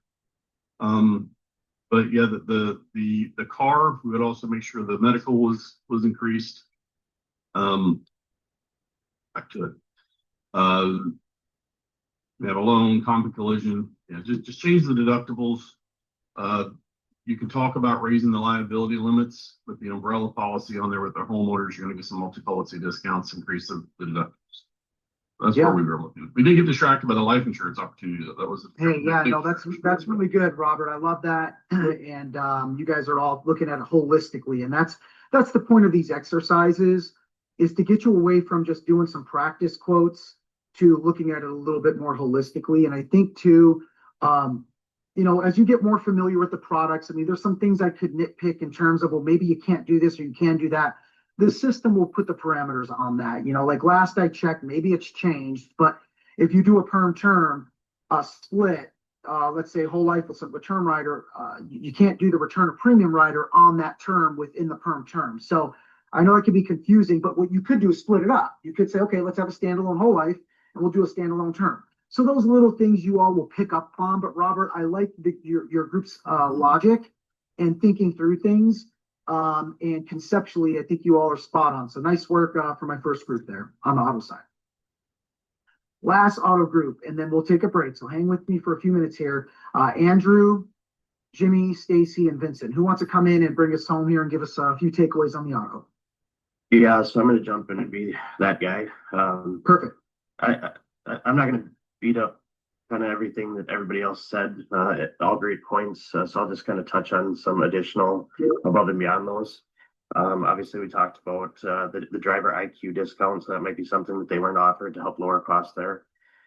But increasing their limits, again, based on their financial security. One thing I noted about the life insurance is they have it on the company side and the personal side. Both should be increased, but definitely on the personal side. You might lose your job or you might retire early, and that's something that the personal side will carry on. But the group employer side, that would obviously be terminated with a conversion option, which is much higher. But disability side, I think it's the husband that is the main breadwinner, and he has 60%. So there could be a possibility of getting higher disability insurance to cover a higher percentage because he is the main breadwinner for him. And then we talked about a little bit as well as far as possible referral to our financial advisor group. They may not have a ton of assets, but something that if they're looking for saving for college and things like that, that we might have a solid play with that. And then higher discounts. They don't have long-term care. I noticed that while we were all talking. So if they're obviously looking at saving and again, their words, not ours, they're looking for financial security for their family and themselves and their kids and stuff. So there's a lot of opportunity with this whole course, but I think each group kind of touched on majority of every different thing. Yeah, wow. Okay, good stuff. Thank you, Andrew. And my second auto group, let's give them a hand. A lot of good stuff there. Some of those products would need to be through brokerage, like the DI and the long-term care. And then also keep in mind, gang, what you're going to find when you're working with people is sometimes it's baby steps. Like you just get the auto in the home, maybe life insurance, and then next year they're willing to talk about something else. Now, again, I know this is just a simple case study, but in real life, what I found is trying to take care of some of those big top rocks that they might have, planting the seed for some of the other things because they may not want to do auto, home, life, umbrella, commercial, DI, long-term care all in one shot. So you might have to chunk some of that out. But I like Andrew and all the rest of the groups that you are really looking at it holistically. The other thing too, I would encourage my insurance agents on the call to do is there is that referral agent training in new rep training. Take that, become a referral agent, and that way, if I'm working with Andrew, I'm not saying you have this or you don't, but let's say Andrew is an insurance agent and doesn't have his financial side licensing, he could reach out to me if I were a financial advisor on the team or a financial specialist and bring me in to work the financial side of the house with the client. So all really good stuff. Jimmy, go ahead. What question do you have?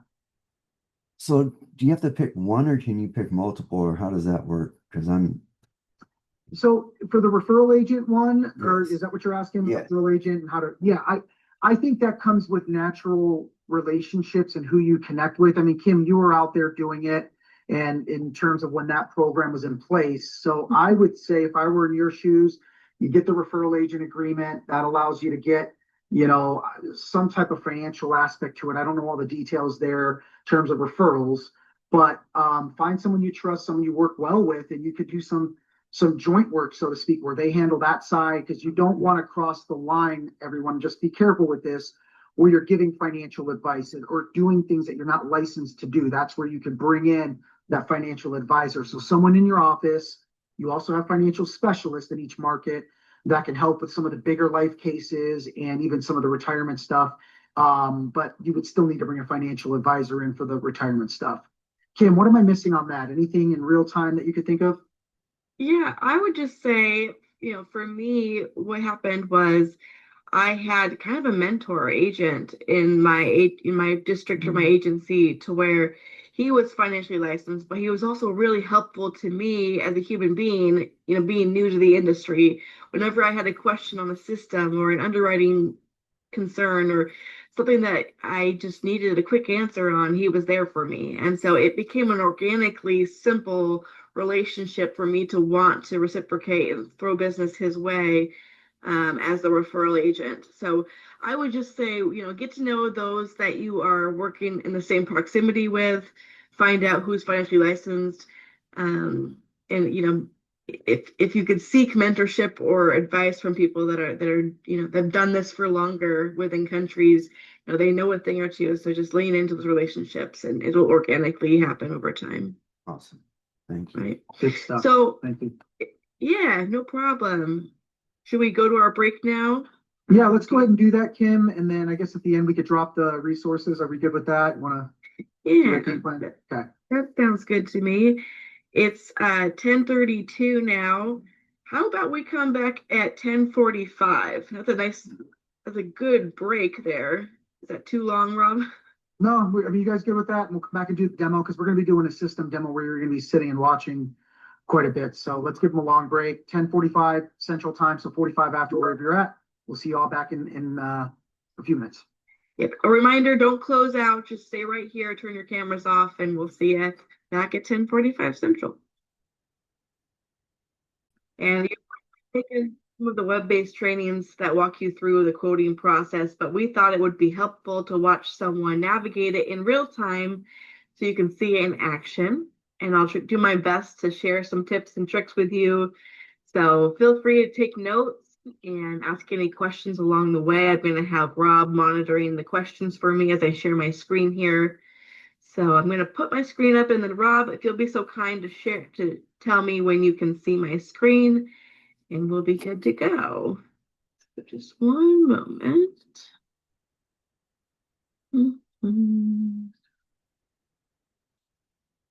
All right, you're all set, Kim. I see the whole screen. Yep. Okay, so you can see everything that I see here. So we are in the folder for Mista Training App. He is my client. And I'm just going to give you a couple tips here. So up here is the household folder tab. And this little drop down caret is where you would really go to start the new quotes for anything. So today I'm going to demonstrate home, auto, and umbrella for you. So, if I were starting this new home policy first, I would go to new home quotes and policies, and I click on that. For demonstration purposes, I've already created my quote, so I'm not going to do that right here, but this would open up a new screen for you and you would start your quote there.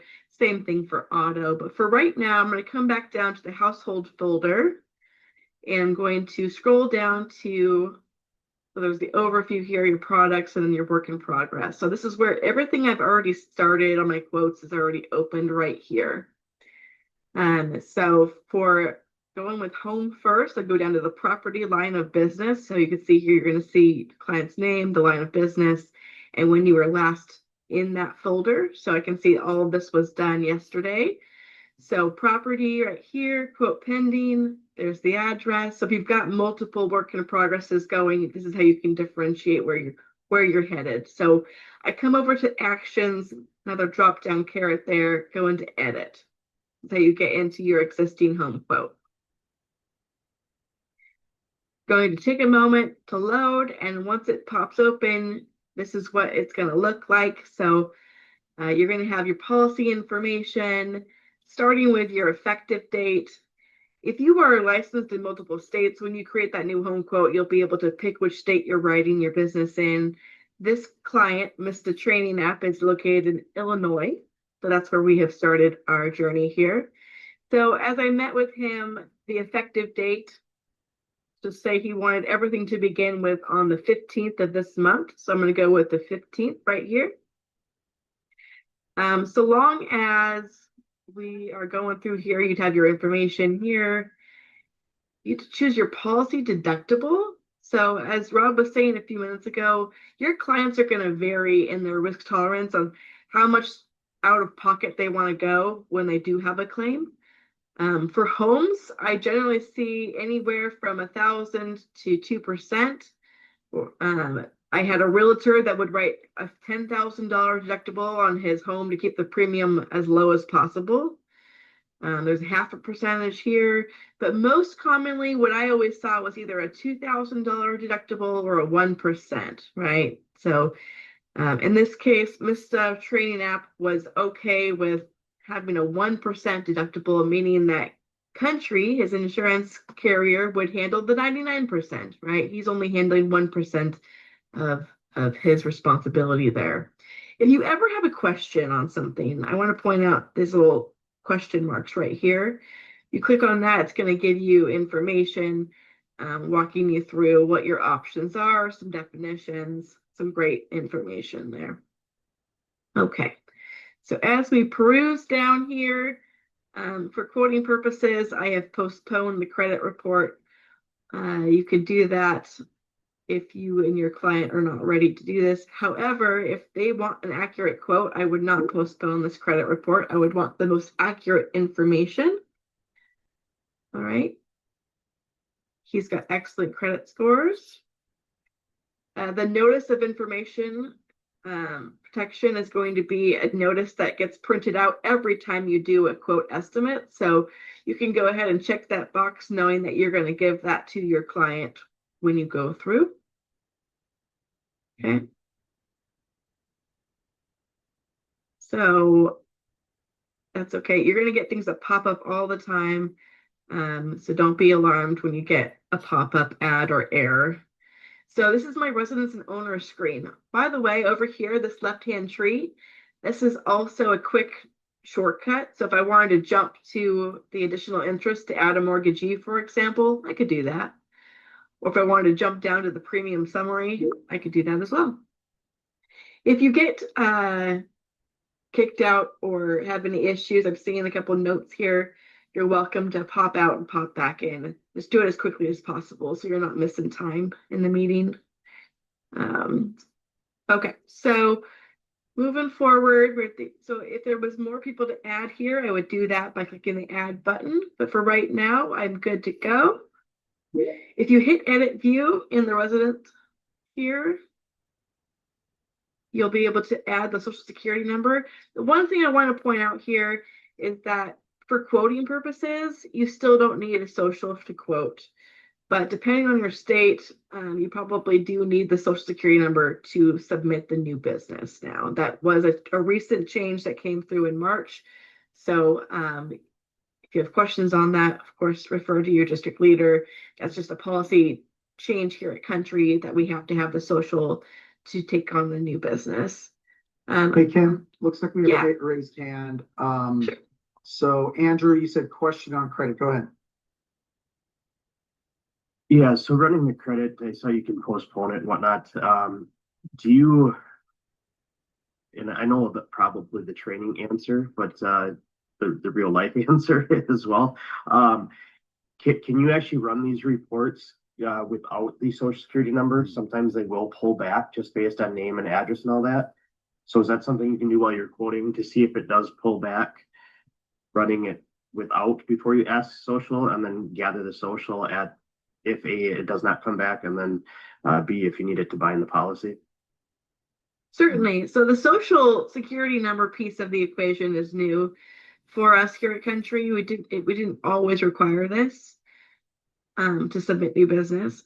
And so back when I wrote policies, even without the social security number, it can still, you still have to put the postpone credit if you don't have their permission to pull credit.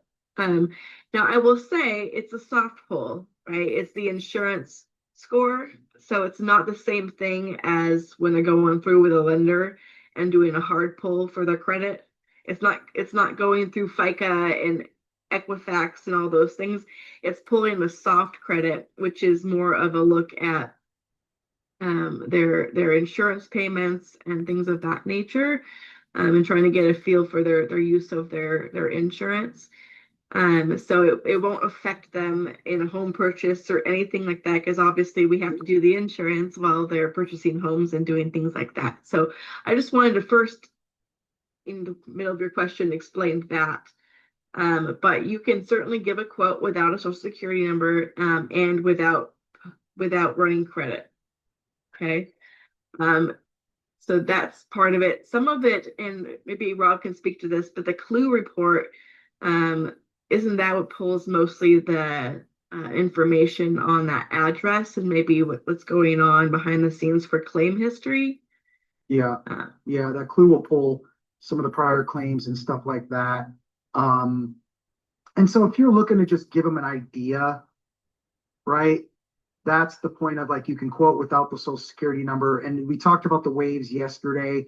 July 12th, the second wave, where all states are going to require the social security number. So depending on the state you're at right now, we got about a month left. But I think for the most part, best practice is, I think, for all of you really to start doing that and getting an accurate quote. But the clue pulls some of that background. You can get an idea of what's going on with the client, you know, where you're at competitively.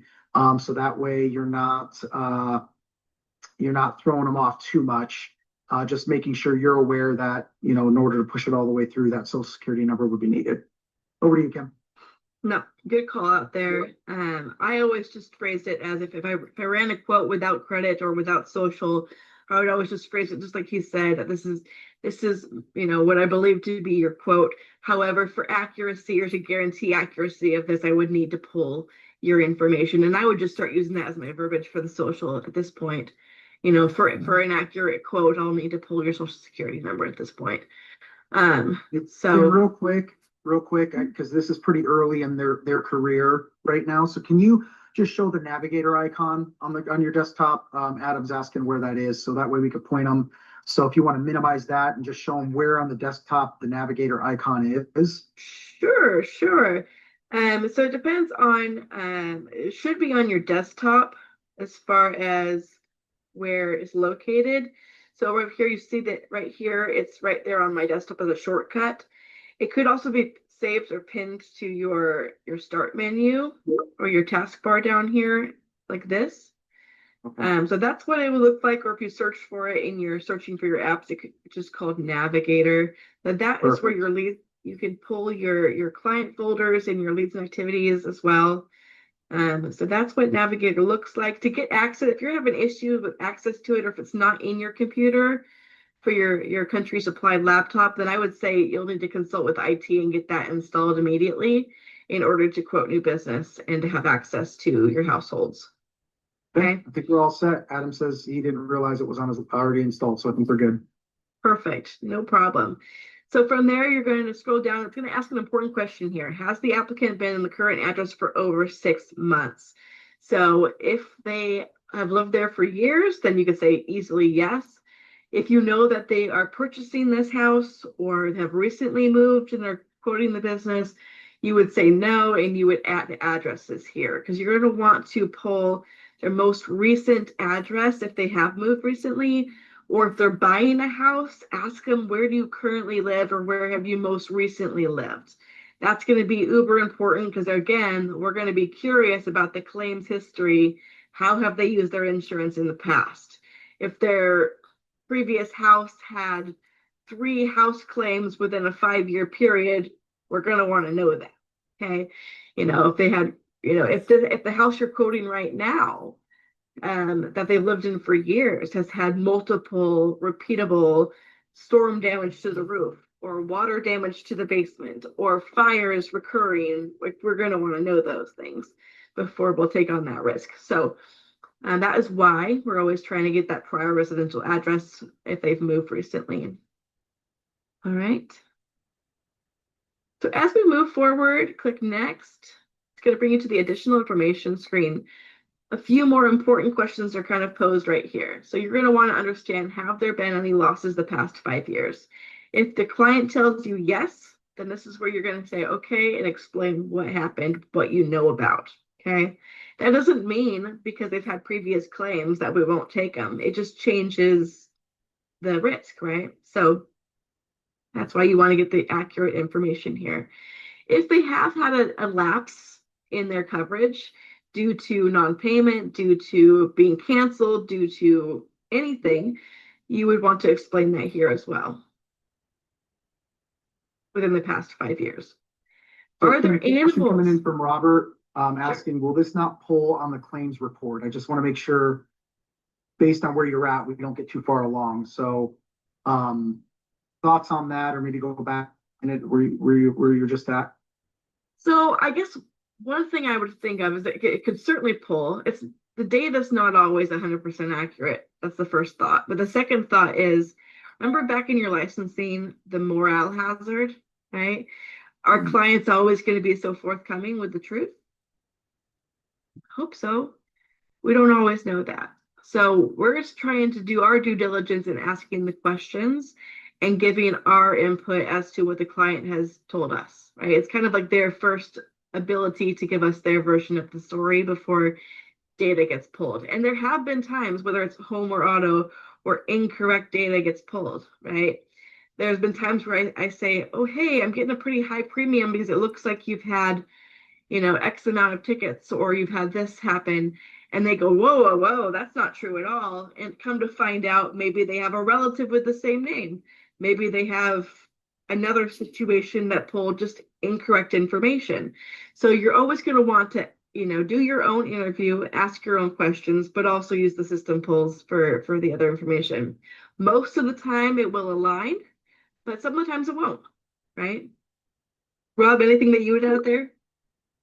It just puts you in a good position, Robert, and for the group, when something is inaccurate, then you can get the additional data needed from the client, documentation to submit to underwriting when needed. It's like, oh, that wasn't an at-fault accident, and you get a police report or some other documentation to show and back that up. So again, I think as you get comfortable with the best practice of onboarding a client, it's going to help you get the most accurate quote. And then also keep in mind too, as you're training up your staff over time, people you bring in, you're skilling them up as well. Let's see. So Andrew, client may have filed a claim, but didn't like the results, and a shopping might have a hazard that we might not. Yeah. So again, and that goes back to being the frontline underwriters we were talking about yesterday. And at first you're like, oh, I need business. I want to bring everything I can in. But hopefully you get ahead of the curve a little bit to where, hopefully you can help a lot of people, but there are some risks. You're just like, something feels off here. And in that case, it might not be somebody you want to bring on board. So Kim, back over to you. Looks like we're caught up. Okay, cool. Thank you, Rob. So the other thing that you'll be asking for is, how are you currently insured, right? Oftentimes they'll just give you their current declaration pages because they want you to quote apples to apples. You'll hear that phrase all the time. Do me a favor and never quote apples to apples. Always be adding value and improving their situation. But first of all, another reason why you'd want to do this is that you have a way of capturing their current policy. Okay, so you put that in here. If they don't go with you, right? If it doesn't make sense, if the timing's not right or the premium's not right, and they end up not doing this, we've captured some great information that we can then use later on. Let's just say in this example, Allstate has a rate increase in the future. We'll have the ability to then go back in and search for any of our non-country products that would be Allstate. So we'll go through most of that in our CRM session. But for today, I just wanted to put, we always want to be asking how they're currently insured. This also really helps you for when you're making your proposal, recommendations with them in that meeting. Because if you know that they're currently paying $2,000 and you're coming in lower than that, that's a great talking point, especially when you are increasing coverage. So never go into it blind, not knowing what they're currently paying if you can avoid that. Okay, so in this situation, we understand they're with Allstate. They've been with them 3 to 5 years. That's also good information. What does that look like? Are they switching carriers every single year? So if they're less than 1 year and the year before that was someone else, is that a client you want to take on, right? We want someone that might be loyal to stay first for some time. Well, they've been there, they're paying $2,000. Okay, we're going through. This is another important section here, supporting products. So even if you're quoting a brand new household like Mr. Training up here, and he doesn't have anything with country yet, I can go ahead and put all the things I want to quote right now with a quote only. So I'm also going to quote the auto. I'm also going to quote the umbrella. So this drop down gives me the choice of what I'm quoting here. If I was quoting a life policy, I could put that here too. But here's the cool part. Even if it's a quote only, not an active policy, I can say include in the household right here. So that means I'm going to be able to give them the multi-policy discount. Okay. And that's what I want to do, right? I want that to be reflected in the premium that I'm proposing today. Because I assume they're going to say yes to me on all three.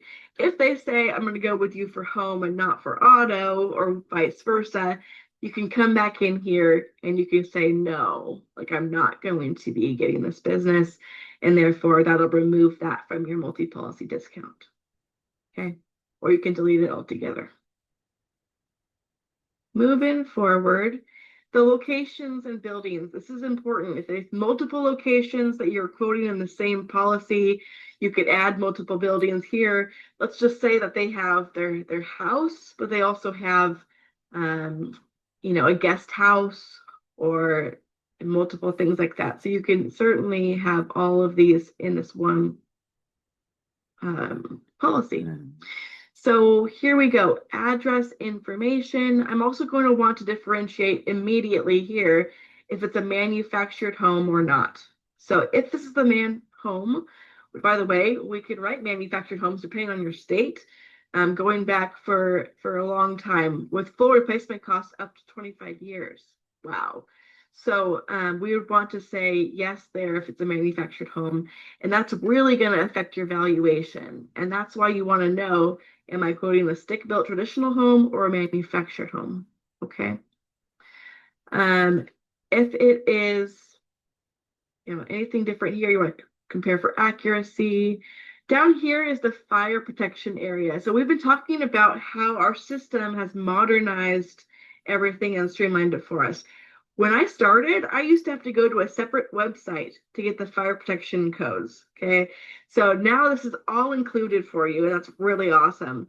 And a lot of that comes down into pinpointing where is the exact location on the map. So you might have to move this pin a little bit if it's not in the accurate location that you intend it to be. So when you first get into your quote, it might have the pin right here, and you might have to move it a little bit to get to the accurate place.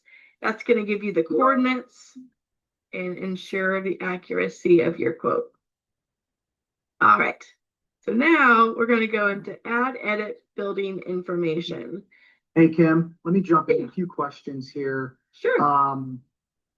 Jimmy is asking, is it better to give one or two quotes? Jimmy, I would say on auto and home, better to give one quote, make adjustments they want to make in the moment versus like showing them 2-3 different types of quotes with different, additions on there or riders or whatever you might want to call endorsements is what I'm thinking of for auto and home. I say one quote. On life, you could give a few options. Kim, so we'll get your thoughts there on that, but also I'll kick it over to you for Andrew as a question. Do we do all protection class, meaning 9 and 10? So might need more on that, Kim, unless you know where we're going with there. Speaking of location, yes, we'll quote all protection classes. So we don't have any exclusions in that way based on territory or location. Does that make sense, Andrew? Did I answer that correctly? So I'm assuming it would just be reflective on the rate that if it is a protection class 10, obviously it'd be a higher risk class. Oh, got you. Like, is that for like the fire line and things like that nature? Yeah, so if like a fire hydrant is 6 miles instead of 5 miles, it might bump it to a protection class 10, which obviously then they're going to want to know the responding fire department and pumper trucks, that kind of stuff. Is it volunteer? Is it manned fire station? Things like that. Yeah, so I was just curious on there. Absolutely, and that's exactly what they're trying to get at right there. They're trying to understand, what's the risk, how far are they from the fire hydrant or the fire department. But we will, especially being a farm carrier and rural carrier, we will take on most all of those things. I would just defer to your state guidelines on any moratoriums or other things going on as far as that fire line.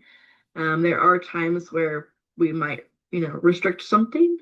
or, say that you can't, if there's having a lot of wildfires, we might not write new business in either those areas or with that risk. Same thing for earthquakes, right? So thinking in terms of that, I have not seen us ever turn away business based on how far it was out from an area. All right, Kim, we're getting a few more things coming in. Robert, can you show me again where to click on manufactured homes? And Robert, is that a tag on for that, or you said, or picks for the fire mitigation? You might be referring back to some of the stuff that Andrew was asking there. So Robert, you want what they were just talking about, they'll want you to take additional pics, not just the four corners of fire mitigation, 30 pictures away, looking away from the house, or I'm dealing with this right now on one. So they just want to see that they've mitigated fire encroaching up on the home. So they're asking for like 10 more pics, actually. Yeah, in general, that's way more than they're going to be asking for on the underwriter side. For your typical home and property, they're going to want to see, pictures of the home itself and the structure itself, but not typically am I having to take pictures of the area or anything else of that nature. So we're getting a little bit in the weeds here on the protection, defer to underwriters, I would say, for those questions. For the purposes of this, I'll go back to, this is where you say edit view location. That is where you can select manufactured home. That's where you're changing location into a manufactured home and not a stick-built home. So the assumptions are going to change once you click manufactured home. Yes. Now it's going to, when you do your evaluation, it's going to change that into the manufactured home. So because this is not a manufactured home, or we've already dealt with a location, we'll go into add edit building information from here. Primary residence, this is the main home. It'll automatically have the auxiliary private structure. That's anything that's like the other structure. There's a fancy word for it. Okay. So anything, the APS is anything on the property that is not the primary home. This is where I say also, if you have multiple auxiliary private structures, this is always going to defer to about 10% or 10% of the dwelling. This is one of those automatically included coverages. So you can always change this amount and answer that information. So you'd go into view building. You're going to always want to ask, do you keep a fireplace or any solid fuel burning devices in your garage? I think we can all agree that that would be a higher risk, right? Gasoline, chemicals, things that are kept in a garage. If you have a fire burning right there, huge risk. So that's a big no-no for us here at Country. We want to make sure that's not actually happening. If there is a situation like that, you'll want to work with your underwriter to see if it's acceptable for us to help them out. If they have a beautiful shop that they've upgraded, a detached garage, and you want to change the limit from 33,000 to a much higher amount, you click that and you would be able to then edit this to maybe it's 50,000, maybe it's 100,000. Okay. All right. So let's go back. We're going to say next. Oh, I'm sorry. Let's go back to locations. I want to do the actual home. So when you get to the primary residence, the first thing you're going to want to do is edit that valuation. So this is that valuation tool we've been talking about, that we have partnered with a vendor to have the sophisticated information. This pulls in a lot of data, but as I said earlier, you're going to want to validate the valuation. Make sure it's accurate, okay?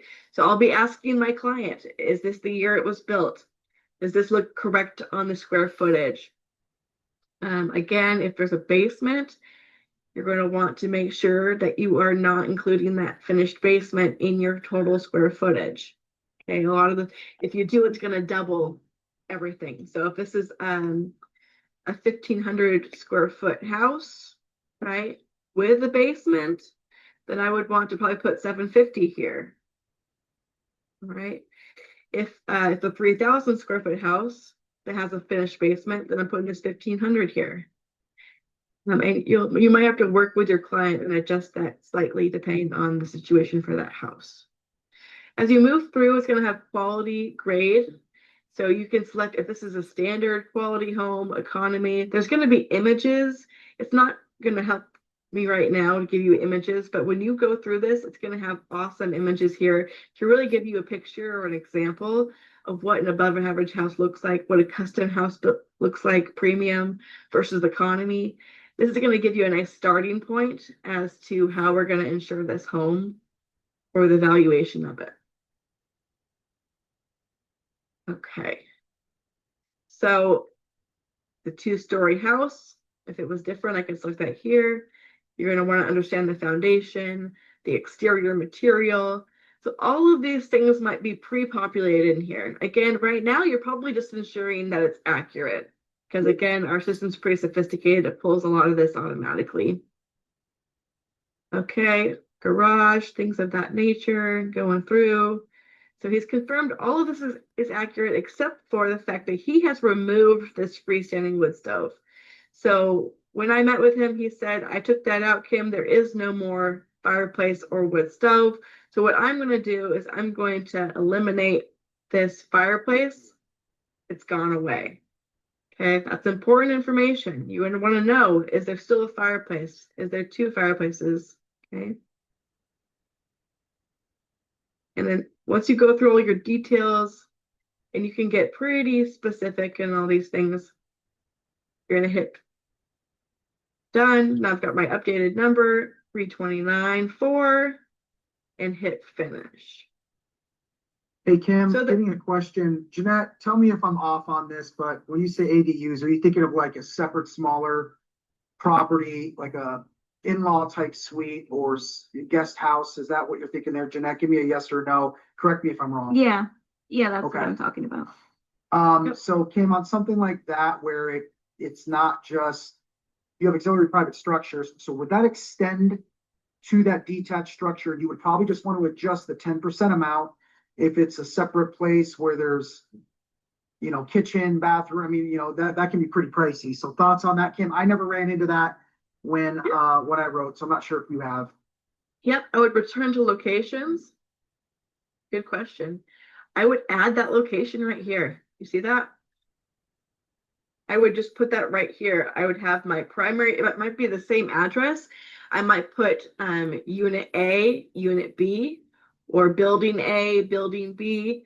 When I go into the edit view location, then if I go into the other one, this is where you can differentiate what's the main home versus what's the secondary home, even if they're the same. So that's how you can kind of work around if they have multiple buildings and multiple homes on one property. You could do it that way. Okay.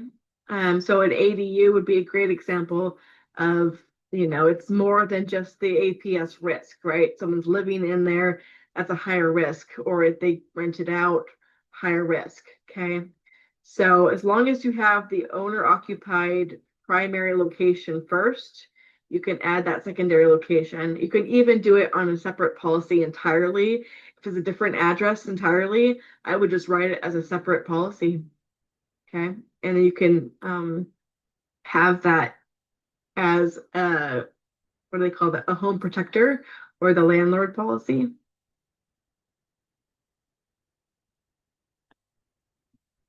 Okay, good question there. So once we've gone through this, we've done our valuation. We're going to edit the primary residence now. Okay, we're going to go in here, and this is where it's going to make sure that we have validated the valuation, that we've looked at the characteristics. So it's going to have you scroll down. It's going to give you a nice summary, essentially, of everything that you've input in your valuation.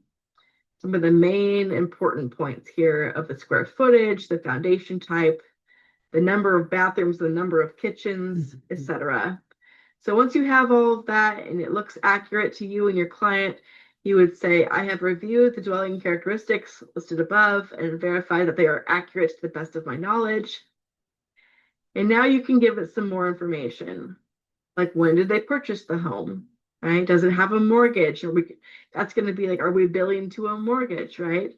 It might have a mortgage but they pay it separately depending on how long they've had this home. So you're going to want to give all that information here. How many people live in the property?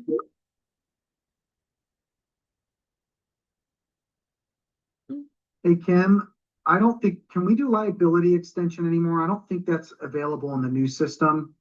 Yeah, that was part So of our we need to be legacy system.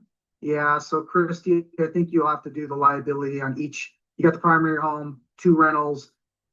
For the class, you used to have an endorsement that would extend liability from the primary to the rentals. But I believe now, Kim, you would just need to have standalone liability on each of those rentals. That's correct. Okay. Good question, Christy.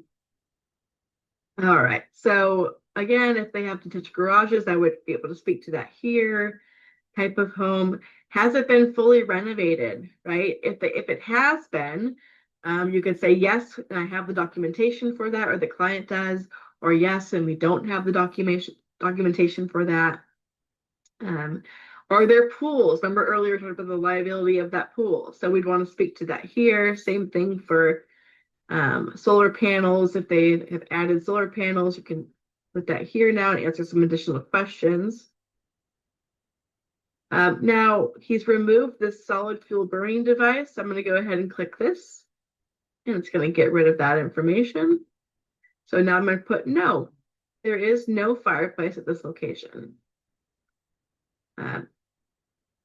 Dwelling, so smart homes, protective devices, any of those things, you can speak to that here. It'll ask you, okay, well, what is it? Is it a smart thermostat? Is it a theft system, a smoke detector? You can kind of say yes there, give it the information that you have for the manufactured name.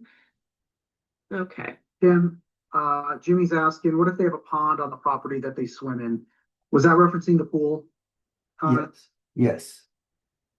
Yeah, so I've never had to speak for a pond before. This one's for pools or spas.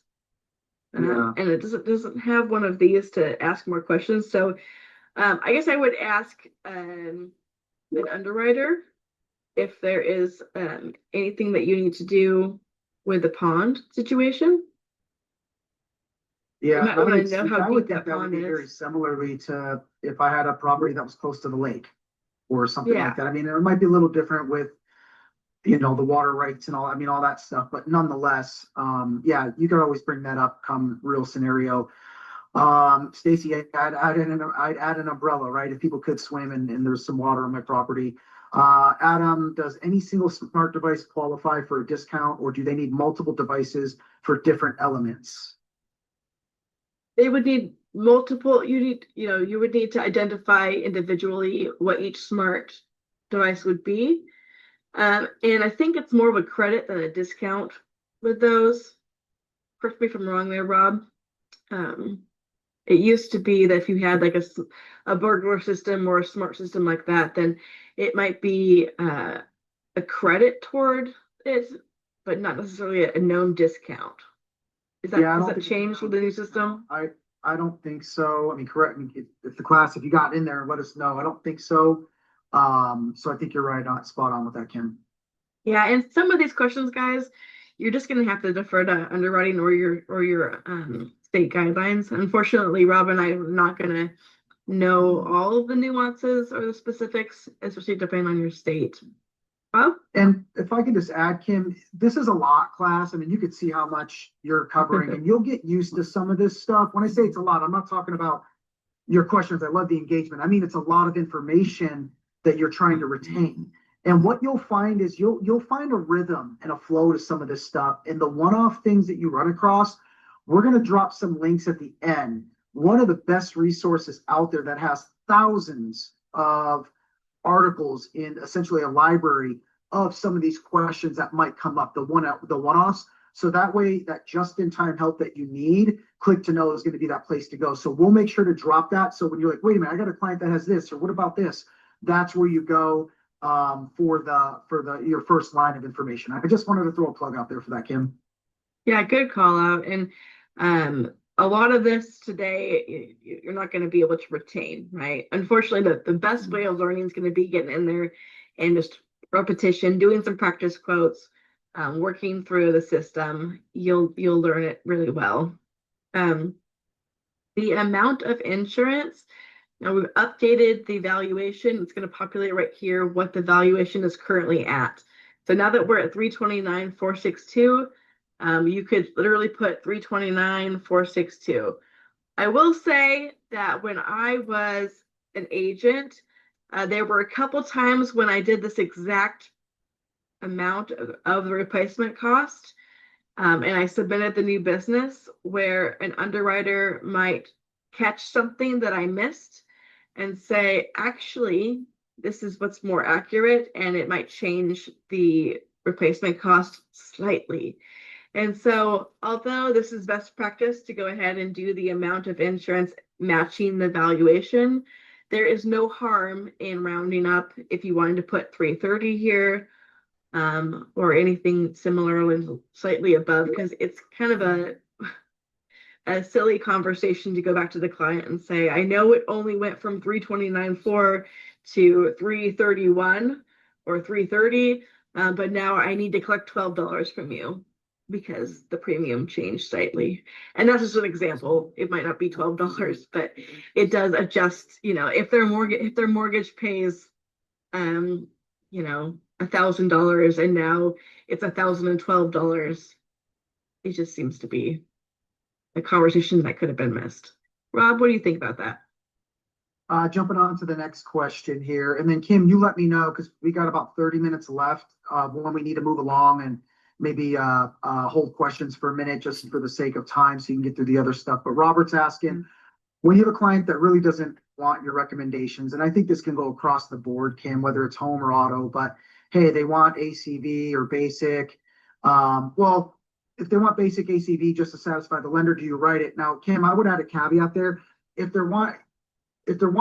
don't have a basic home and basic stuff in it, and they're telling you just to do that, I think that's an ethical issue there that you don't want to cross that line. But if it is like, hey, Kim, I just want ACV, I want the basic stuff, I don't really care about your recommendations, would you write it? Would you recommend a pass on it? Would you write it and make notes in the folder?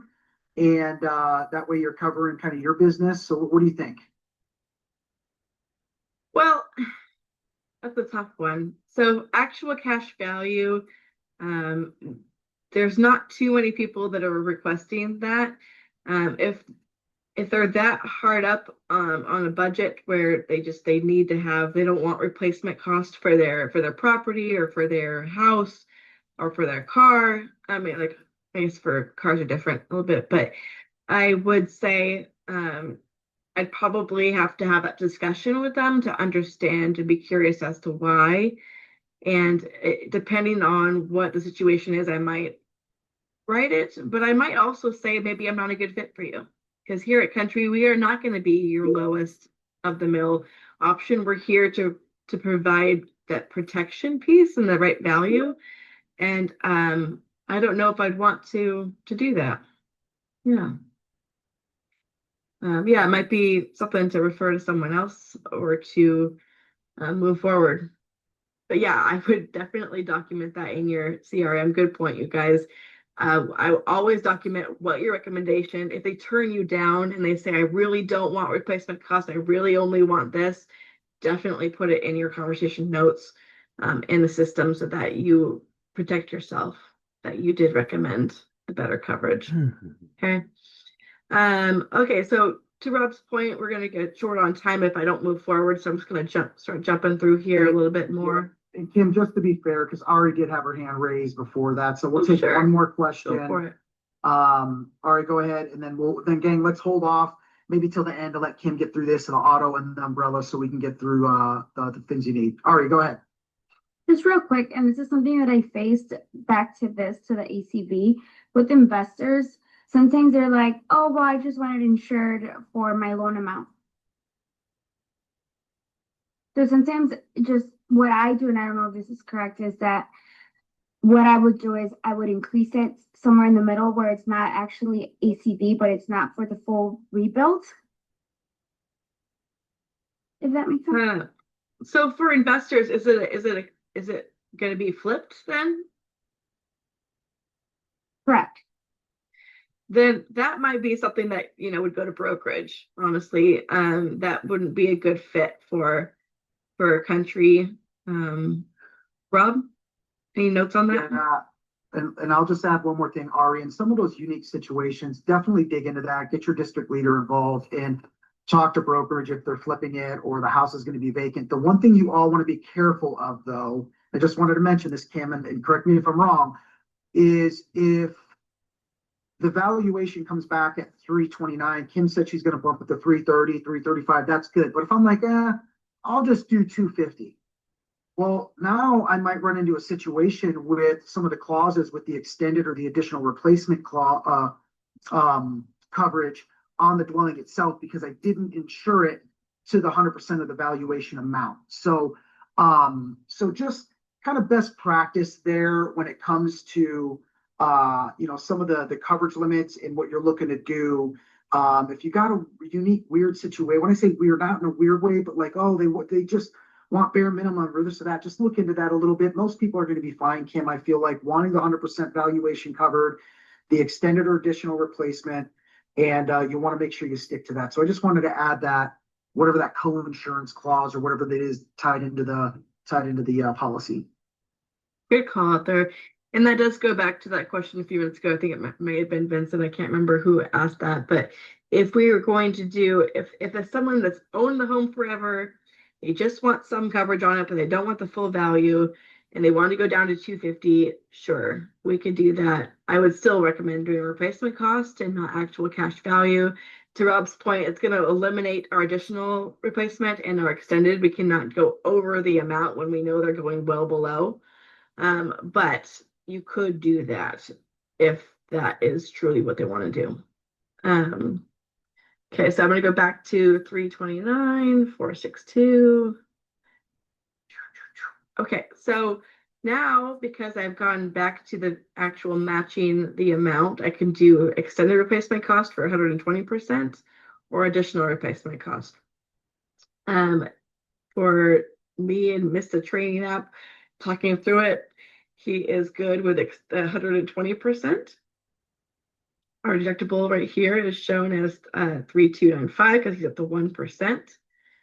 And this is where it's really like, I know we got to move on quickly here, but I want to just point out that not all insurance policies are created equal. And this, I think, is where Country Financial really adds a lot of value with how we protect these homes.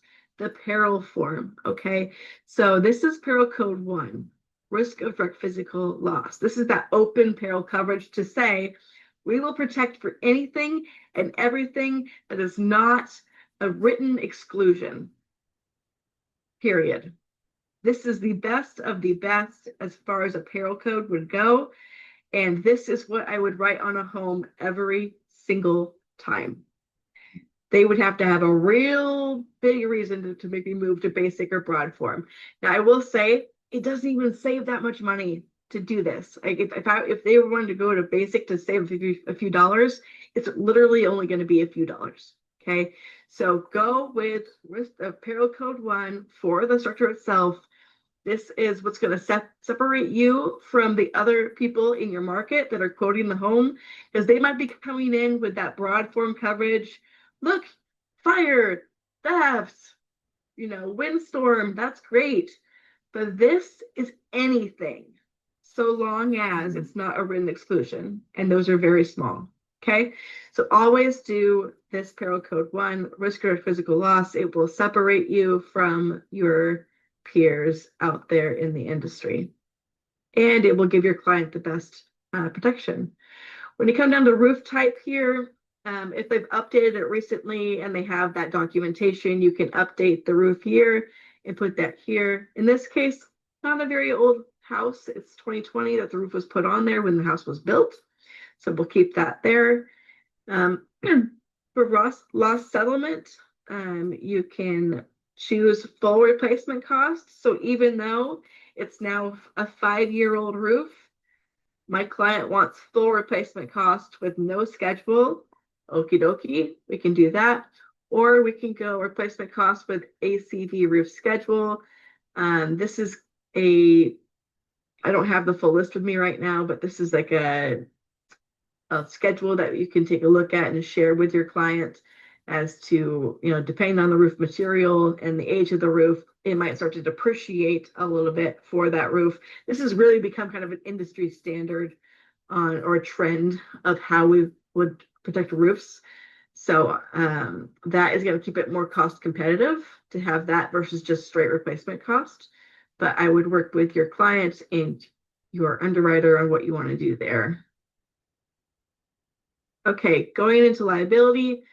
Again, if they want to qualify for that umbrella, the minimum I could do is 300,000. In my discussion with this client, we went with 500,000 as the underlying limit. Medical payments, another important thing here at Country. We have the option to go up to $25,000 per person, up to 5 people. So aggregate, this is really $125,000 of coverage that we're willing to do on a home line. So it is pennies to the dollar of going from 1,000 to 25,000. I wouldn't even do 5 or 10,000. It's just pointless. You're talking about pennies. Go ahead, separate yourself from other people, take that Country advantage, the fact that we do offer this, and give the full $25,000. I promise you, when you compare what the other quotes are going to be that they're choosing against when trying to earn your bit, you're trying to earn their business against other competitors, you're going to come in higher on medical payments and look awesome, and really for very cheap, very affordable. From here, a lot of policy coverages. I don't have time, unfortunately, to go through each one of these. A couple important ones I'll call out here. That scheduled personal property, right? Ask questions. If you don't do anything with their personal property, they're going to have limitations on what we can do per item. So, for example, jewelry, $2,500 is the limit in most states for that coverage. So if they have a $5,000 wedding ring, schedule it. That's going to give it that peril code 1 risk of physical loss, coverage on it, and it's going to waive their deductible, and they won't have that limitation. So go ahead and use scheduled personal property, edit and add those items. It's going to be very affordable to do that per item. If they're building a house right now or having a remodel, you can do the theft of tools and materials. Some contractors and or companies will require that. Okay. Watercrafts, you can add the boats on here as well as write them through brokerage. Okay, from here, you can choose between which coverage or which building you're looking at. With the primary home here going down, you want to also include personal property. So like I said earlier, you can choose actual cash value or replacement cost. I always did replacement cost for that. This is going to be automatically defaulted because of a percentage of the dwelling limit. The peril code form here, you can choose that risk of direct physical loss. If you schedule the item, it will go here anyways. Or you could do broad form. This is a little bit more competitive on the premium side to do broad form, and it's still a very comprehensive coverage. So a lot of my clients still chose this one for their general personal property. Okay. Another one I would say, if they have a basement or they're in an area that's a little bit lower of a valley, always add the sump pump failure and or sewer backup coverage. Okay. You can choose between enhanced and basic. If they have a finished basement, go with enhanced for more coverage. I'm going to jump ahead fast here, and I know we're getting questions coming in. Again, get in here and practice. You're going to learn a lot every time. You'll add your mortgagee in here, especially if it's mortgagee billed. That's under the additional interest. Okay, so we get to your premium summary screen. So remember earlier, this client was currently paying $2,000 to Allstate for their home elsewhere. It's only $1,030 here for the coverages I'm recommending. Look at all that savings. They're having all these discounts, age of home, age of roof, claim-free, good payer, multi-policy, preferred payment, safe heat, and a welcome discount. After 3 years, that welcome discount will fall off and become a loyalty discount. So they still get a discount in there. You can print this off, talk with them about it, proceed to application if they're good to go. If you are moving forward, you would want to go to proceed application. This is where you can add your photos, add documentation, anything like that. I really like to look at it from this lens, a nice visibility of everything that we've done and the premium associated with those limits. So our liabilities here, $500,000 underlying liability, only adding $41 per year. Round of applause for that, please. Right? That $25,000 per person is adding $12 per year. I said pennies, right? So I'm talking about a great coverage. You're coming to them, saving them almost $1,000 per year, and you have increased their coverage tremendously. Round of applause for that. Okay. Questions before I move on to auto? All right, so real quick, I was typing it up for Robert. So Robert's just wanting more of a working with the client. Is it illegal or unethical to only quote the coverage that you are comfortable with? So Kim, you might have thoughts on that. I have heard of reps that say, hey, I don't write anything less, for example, than 100, 300 on auto. If a client wants something less than that, I'll refer them to someone else. I think as long as you stay within the guidelines and the rules of your state, you might have some standards of the kind of risk you want to bring in. I don't see anything wrong with that. Obviously, defer to your district leader. That being said, Robert, I personally, this is just me, I would write lower if someone wanted, but I would document the folder. We had something my district leader put together, I think a checklist where they'd sign off on things they didn't want, and I would keep all that documented. So I think it's more of a personal preference, Robert. When I rode in Vegas, a lot of people were coming from state minimums, and it was just pulling teeth to get them to 5,100. At the time, state minimums were 1,530. So Kim, anything on that as you jump over to auto, or just conceptually, maybe you did a little differently? Yeah, no, as long as I was increasing or adding value to them, there have been times where all they could do was, maybe they came into casualty, and I did do them at 5,100 because it was still an improvement from the 2,550 or the no insurance that they had before. Those were the times that I would allow for that. In general, I always came in with the recommendation of 100, 300, especially because on our mutual or preferred company plans, that's going to add that discount. Okay, so when you come in with 100, 300 or above, it does give a discount within our system. So it would actually be more expensive for me on a mutual plan or preferred plan to write 5,100 than to write 100, 300. And that's asinine. Why would I charge you more to give you less? So in those cases, we are really set up and built to add value and be adding coverage point blank. So our system will not let you write lower than 2,550. Actually, no, our system will not let you write lower than 3060. I think in most states. I was not, if I put 2,550, it would say that it wasn't allowable. So maybe it's changed, but I was never allowed to write the state minimums. It's just not what country wants to do. Perfect. And we're getting a lot of questions in the chat. So what I'm going to do, Kim, is why don't you go through your home auto umbrella, and if we got some time at the end, we'll get to these. Or for those that ask the question, stay on the line, and Kim and I can take a minute or two and connect back with you here in a minute. All right, auto and umbrella in 19 minutes. I can do it, right? All right, so we'll come through. You'll choose your effective date. Remember, he wanted the 15th of the month. That's going to give him the advance quote discount too, by the way, if he's got a current policy that is in force. So if they come to you and they want insurance same day, they don't get the advanced quote discount. It's got to be within 7 days or more of their current policy expiring or ending. That's where that advanced quote discount comes from. All right. Policy term for most passenger vehicles, it's going to be a semi-annual policy. There might be, if it's a motorcycle only, a time and place for an annual policy.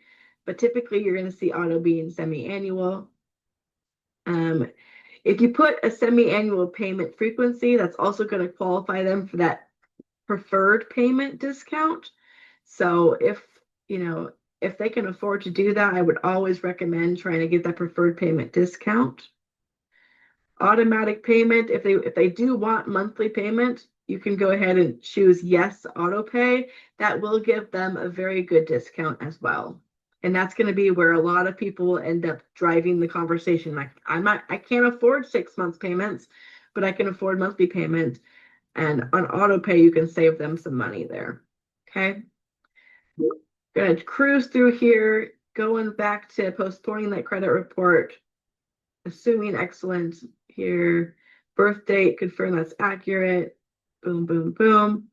Some of the most important things I want to point out here, getting into the vehicle screen in a second. You're going to want to know their prior tenure. So where are they currently insured? How are they currently insured? When does this current policy expire? What are they currently paying? All of those things.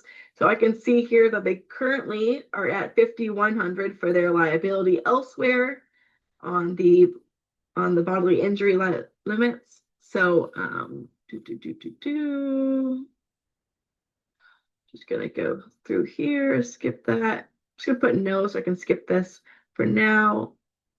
Okay, so again, to give them that discount, you're gonna want to put the supporting products in here. So let's get into the residents and operators. So if there's multiple drivers, you would add them here.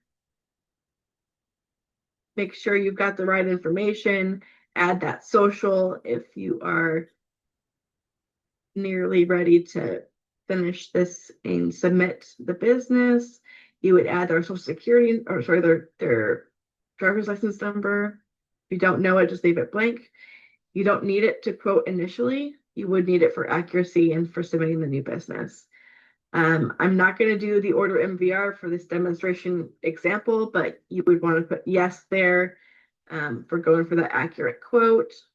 Okay. Opting in for the Driver IQ program.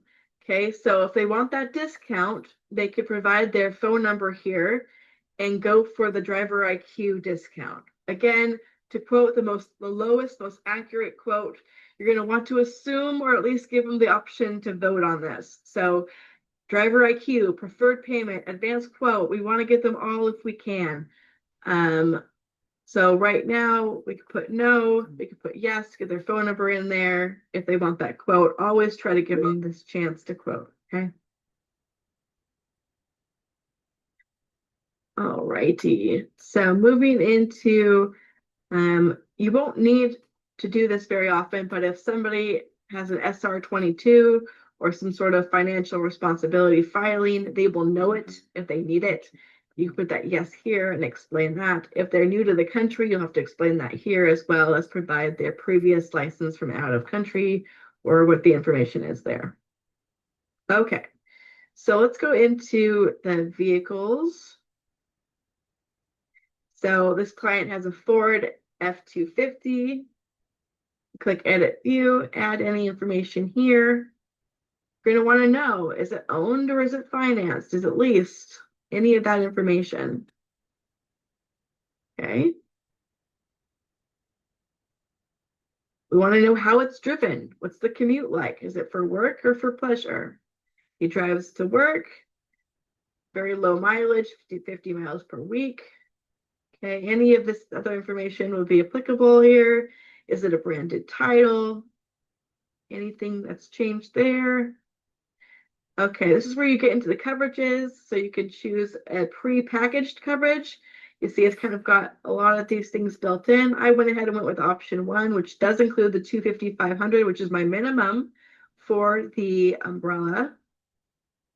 As we save and continue here, you can adjust anything here. If they want higher medical payments, definitely. If they want high, you can't go higher underinsured motorists. You have to have it match or have the bodily injury be higher. Okay, so always a good practice to match your limits of what you're going to insure other people for as to what you're going to insure yourself for. Boom, boom, boom. Choose their deductibles. And as you move through here, you're eventually going to get to your premium screen. Okay, have there been any accidents? What's the MVR? Any claims to speak of? All right, so $515 is the premium here. They're getting all these discounts, so they're saving over $806. For our other screen, you can get nice visibility of what you've done here. Questions before I jump into? Okay, real quick, rapid fire, Kim, because we got 12 minutes. So I'm looking into this. If you don't know, does driver IQ have to be on all people on the policy, all drivers on the policy, or just one person? Good question. Okay, I I'm looking think it's into just- it. I think it's just one person. I think it's just probably the primary. Okay. Because if you think about it, there could be multiple vehicles. And so I would expect it's just for one person or the main person, but I'm not certain. All right, Jimmy, I got that question out to the guy that runs that, and I'll put it back in the chat even after today. If we wrap up, that you can come back to, I'll tag your question. Vincent asking, do we offer coverage for branded title? So if there's some misrepresentation, damaged title kind of thing, would that need to go through brokerage, Kim? I don't think I ran into that too often, but did you run into it? How did you handle that? Is branded title and salvage title the same thing? I think so. Vincent, are we talking about there's some questionable accuracy, so to speak, on the title itself?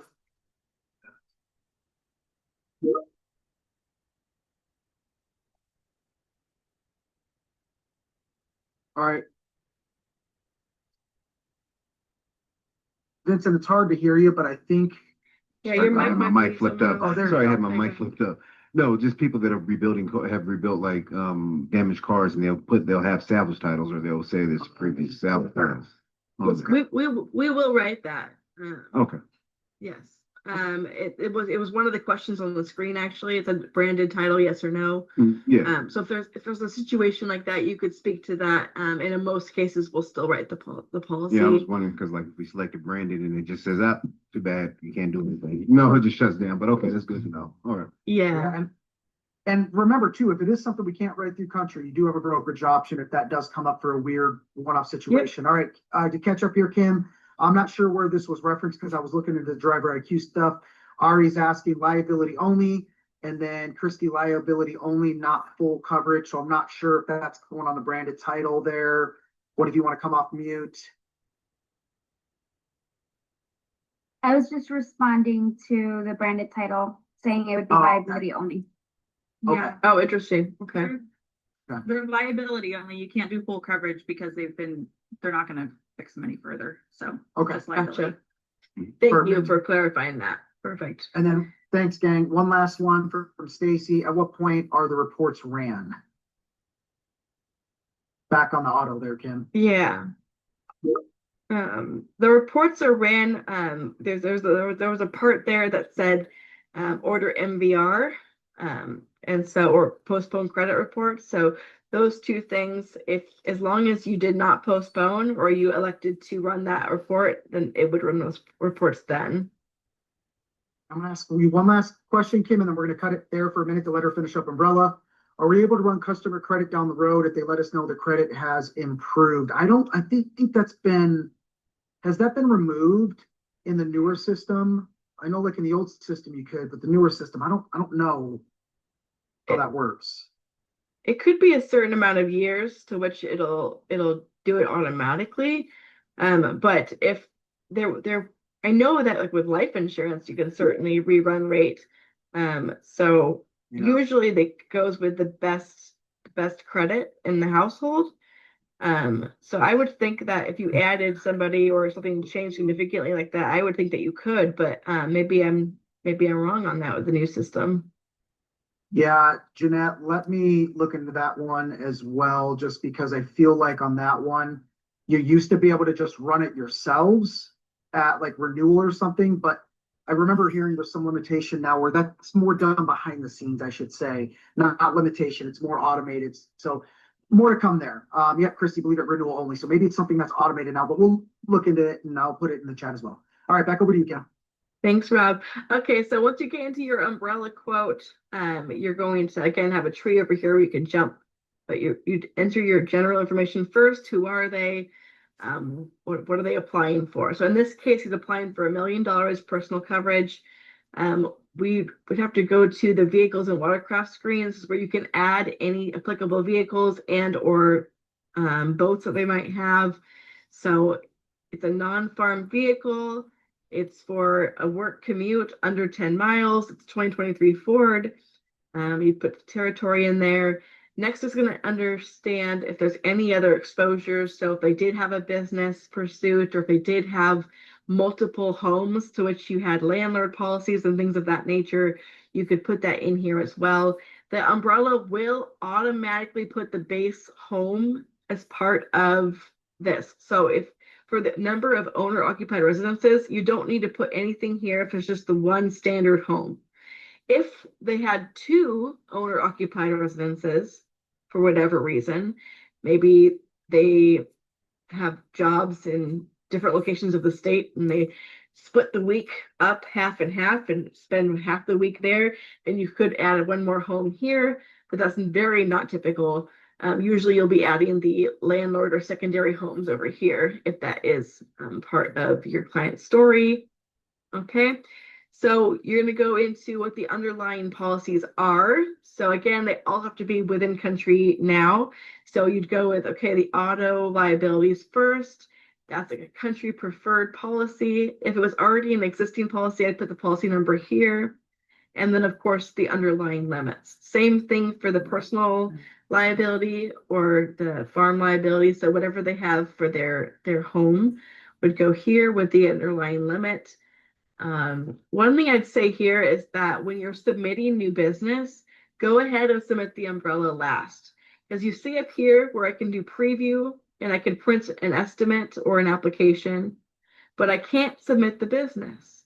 And that's because it is a requirement with country that we have the underlying auto and home underneath the country umbrella. So you have to have those policy numbers, and you can't get those policy numbers unless you submit your auto and your home first. Okay.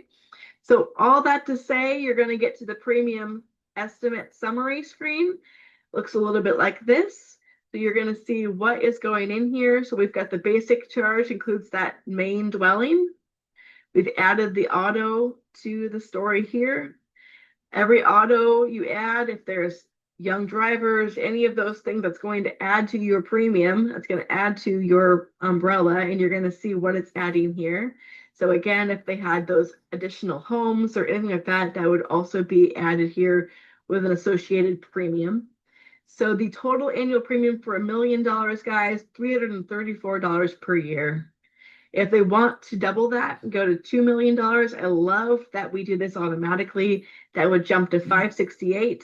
Bit of a discount there to double it. So that's $568 per year for $2 million. All right, so you could print off this estimate and give that to them with the proposal that you have. Any final questions? We've got 4 minutes of the meeting left. Rob. Yeah, nice job, Kim. I'm looking at Jeanette and Jimmy. I'll get those back in here and tag your question when I get those. It might take the underwriter or the driver IQ guy a minute to get back. So just stay tuned. It might even be tomorrow. Okay. But I'll get those back to you. And I'm not seeing anything else. So we got a minute here. Kim, while you're pulling up the deck here again, or I guess just dropping the links to the resources. Ari, did you have a question? I just wanted to add to the CVR when I quote it, like let's say a year later, in Navigator, you can rerun it as an option and it'll tell you if it's allowed or not. Okay. Yeah, I appreciate you sharing that. I just want to make sure I don't misspeak because as you guys all know, going from old system to new system, 70 products, which you're all dealing with now, there's so many little intricate things that I would hate to say yep or nope and then mess that up. I did get some information here, Kim, from the driver IQ piece. Let me read this out. Oh, okay, hold on. And I got some from Charles. Okay. So here we go. Let me drop this. This is for the rerunning. And he directed me back out to I believe, click to know. So I think that's a subtle thing like, hey, Rob, go out to click to know. In most states, they can do it once a year. How to do can be found there. So that link in the chat should take you how to do it based on your state to rerun for the auto. And then for driver IQ, hey, Rob, no, enrollment is at the operator level and all household members are not required to enroll. The discount is available on vehicles in the household where the rated operator enrolls in the program. So kind of going off of what you were saying, Kim, where multiple drivers, multiple cars, this is my car, I got the driver IQ, it will be tied back to that vehicle. So anything else there, Kim, you want to add? No, that sounds about accurate. And I would just again encourage you guys. I know that was a fire hose approach. The hour flew by quickly. But you'll want to just get in there and get some practice in the system, and you'll learn things every day for years as you work through, your quotes. But it will get faster and faster as well for you. Another question came in here. Credit rerun for the home. Do you know if that's applicable for the? Yeah, I think it's the same thing. Property casualty, and that link should take you out there, Jeanette, on some of the things you can do specifically in your state. Yeah, agreed. And any other questions you have, I would defer to your underwriters or district leaders, and of course your state underwriting manual that will have most of this will already be there. And of course, Click to Know is a great resource as well. I've dropped the resources a few times here, but just Click to Know there again, as well as Level Up and the Passport to Insurance. So any of these resources will help you kind of guide and get your answers as well after Rob and I are no longer on the line here. But just get in there and get some practice in. You're going to really enjoy it once you have some practice in getting your quotes done there. You don't have access to Passport. I would defer to your district leader there, Stacy, if you're having issues getting Passport to work for you. You should have access to it automatically with your ID number. Comm center on that one, Stacy. Call the IT support. They can get that fixed for you. You might sometimes you got to work out the bugs in the laptop when it's new, Stacy. So comm center can help. 800-745-7375, I think. Yeah. I recommend saving the comm center in your cell phone as a favorite or, a contact at the list. Underwriting saved in your cell phone, billing saved in your cell phone. Well, I guess that's the main number, 1-866 country. But you guys have been great. Thank you for the engagement, for the questions, for the participation. It really makes these sessions a lot more fun for Rob and I when we can work with you and learn with you. And I appreciate the kind words, Robert, there in the chat as well. So yeah, you guys are amazing. I'm usually with district leaders, but it's always good to be with you all on these classes once every few months. So thank you, Kim, and wish you nothing but the best, everyone. Yes. Stacy, I'll drop it in here. You all are free to drop off the line, but Kim, if we got that number, we'll drop it for Stacy. I might want to double check. 800-745-7375. Well, this is the customer service number, but you can drop in that number if you're certain of it. Yeah, Stacy, I'm going to tag you after this because I need to call them to make sure it's not 866, it's 800, but I'll double check and I'll call them and see if I get it and drop it in here. Cool. Okay, perfect. Thank you. You bet. All right, Kim, you all set? And Jimmy, you all good? Oh, yeah. Good to go. All right. Yes, Yep. thank you very much. I really appreciate you guys, man. It was just a wealth of oh man. Well, oh. Boom, boom, boom, boom, boom, boom.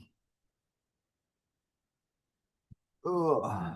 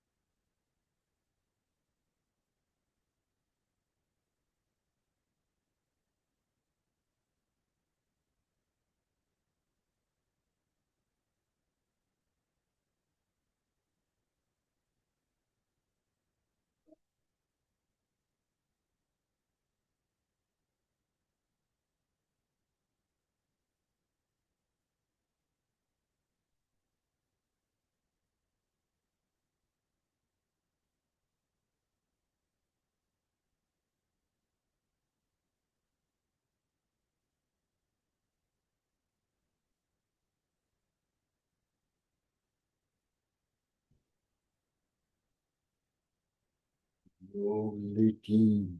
No, no leaking. Well, I'm gonna put the space noodle on your head. Okay.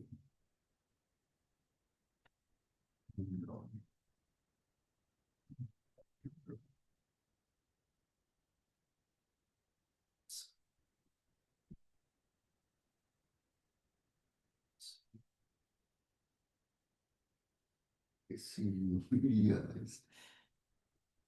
See those beady eyes. Oh, yes.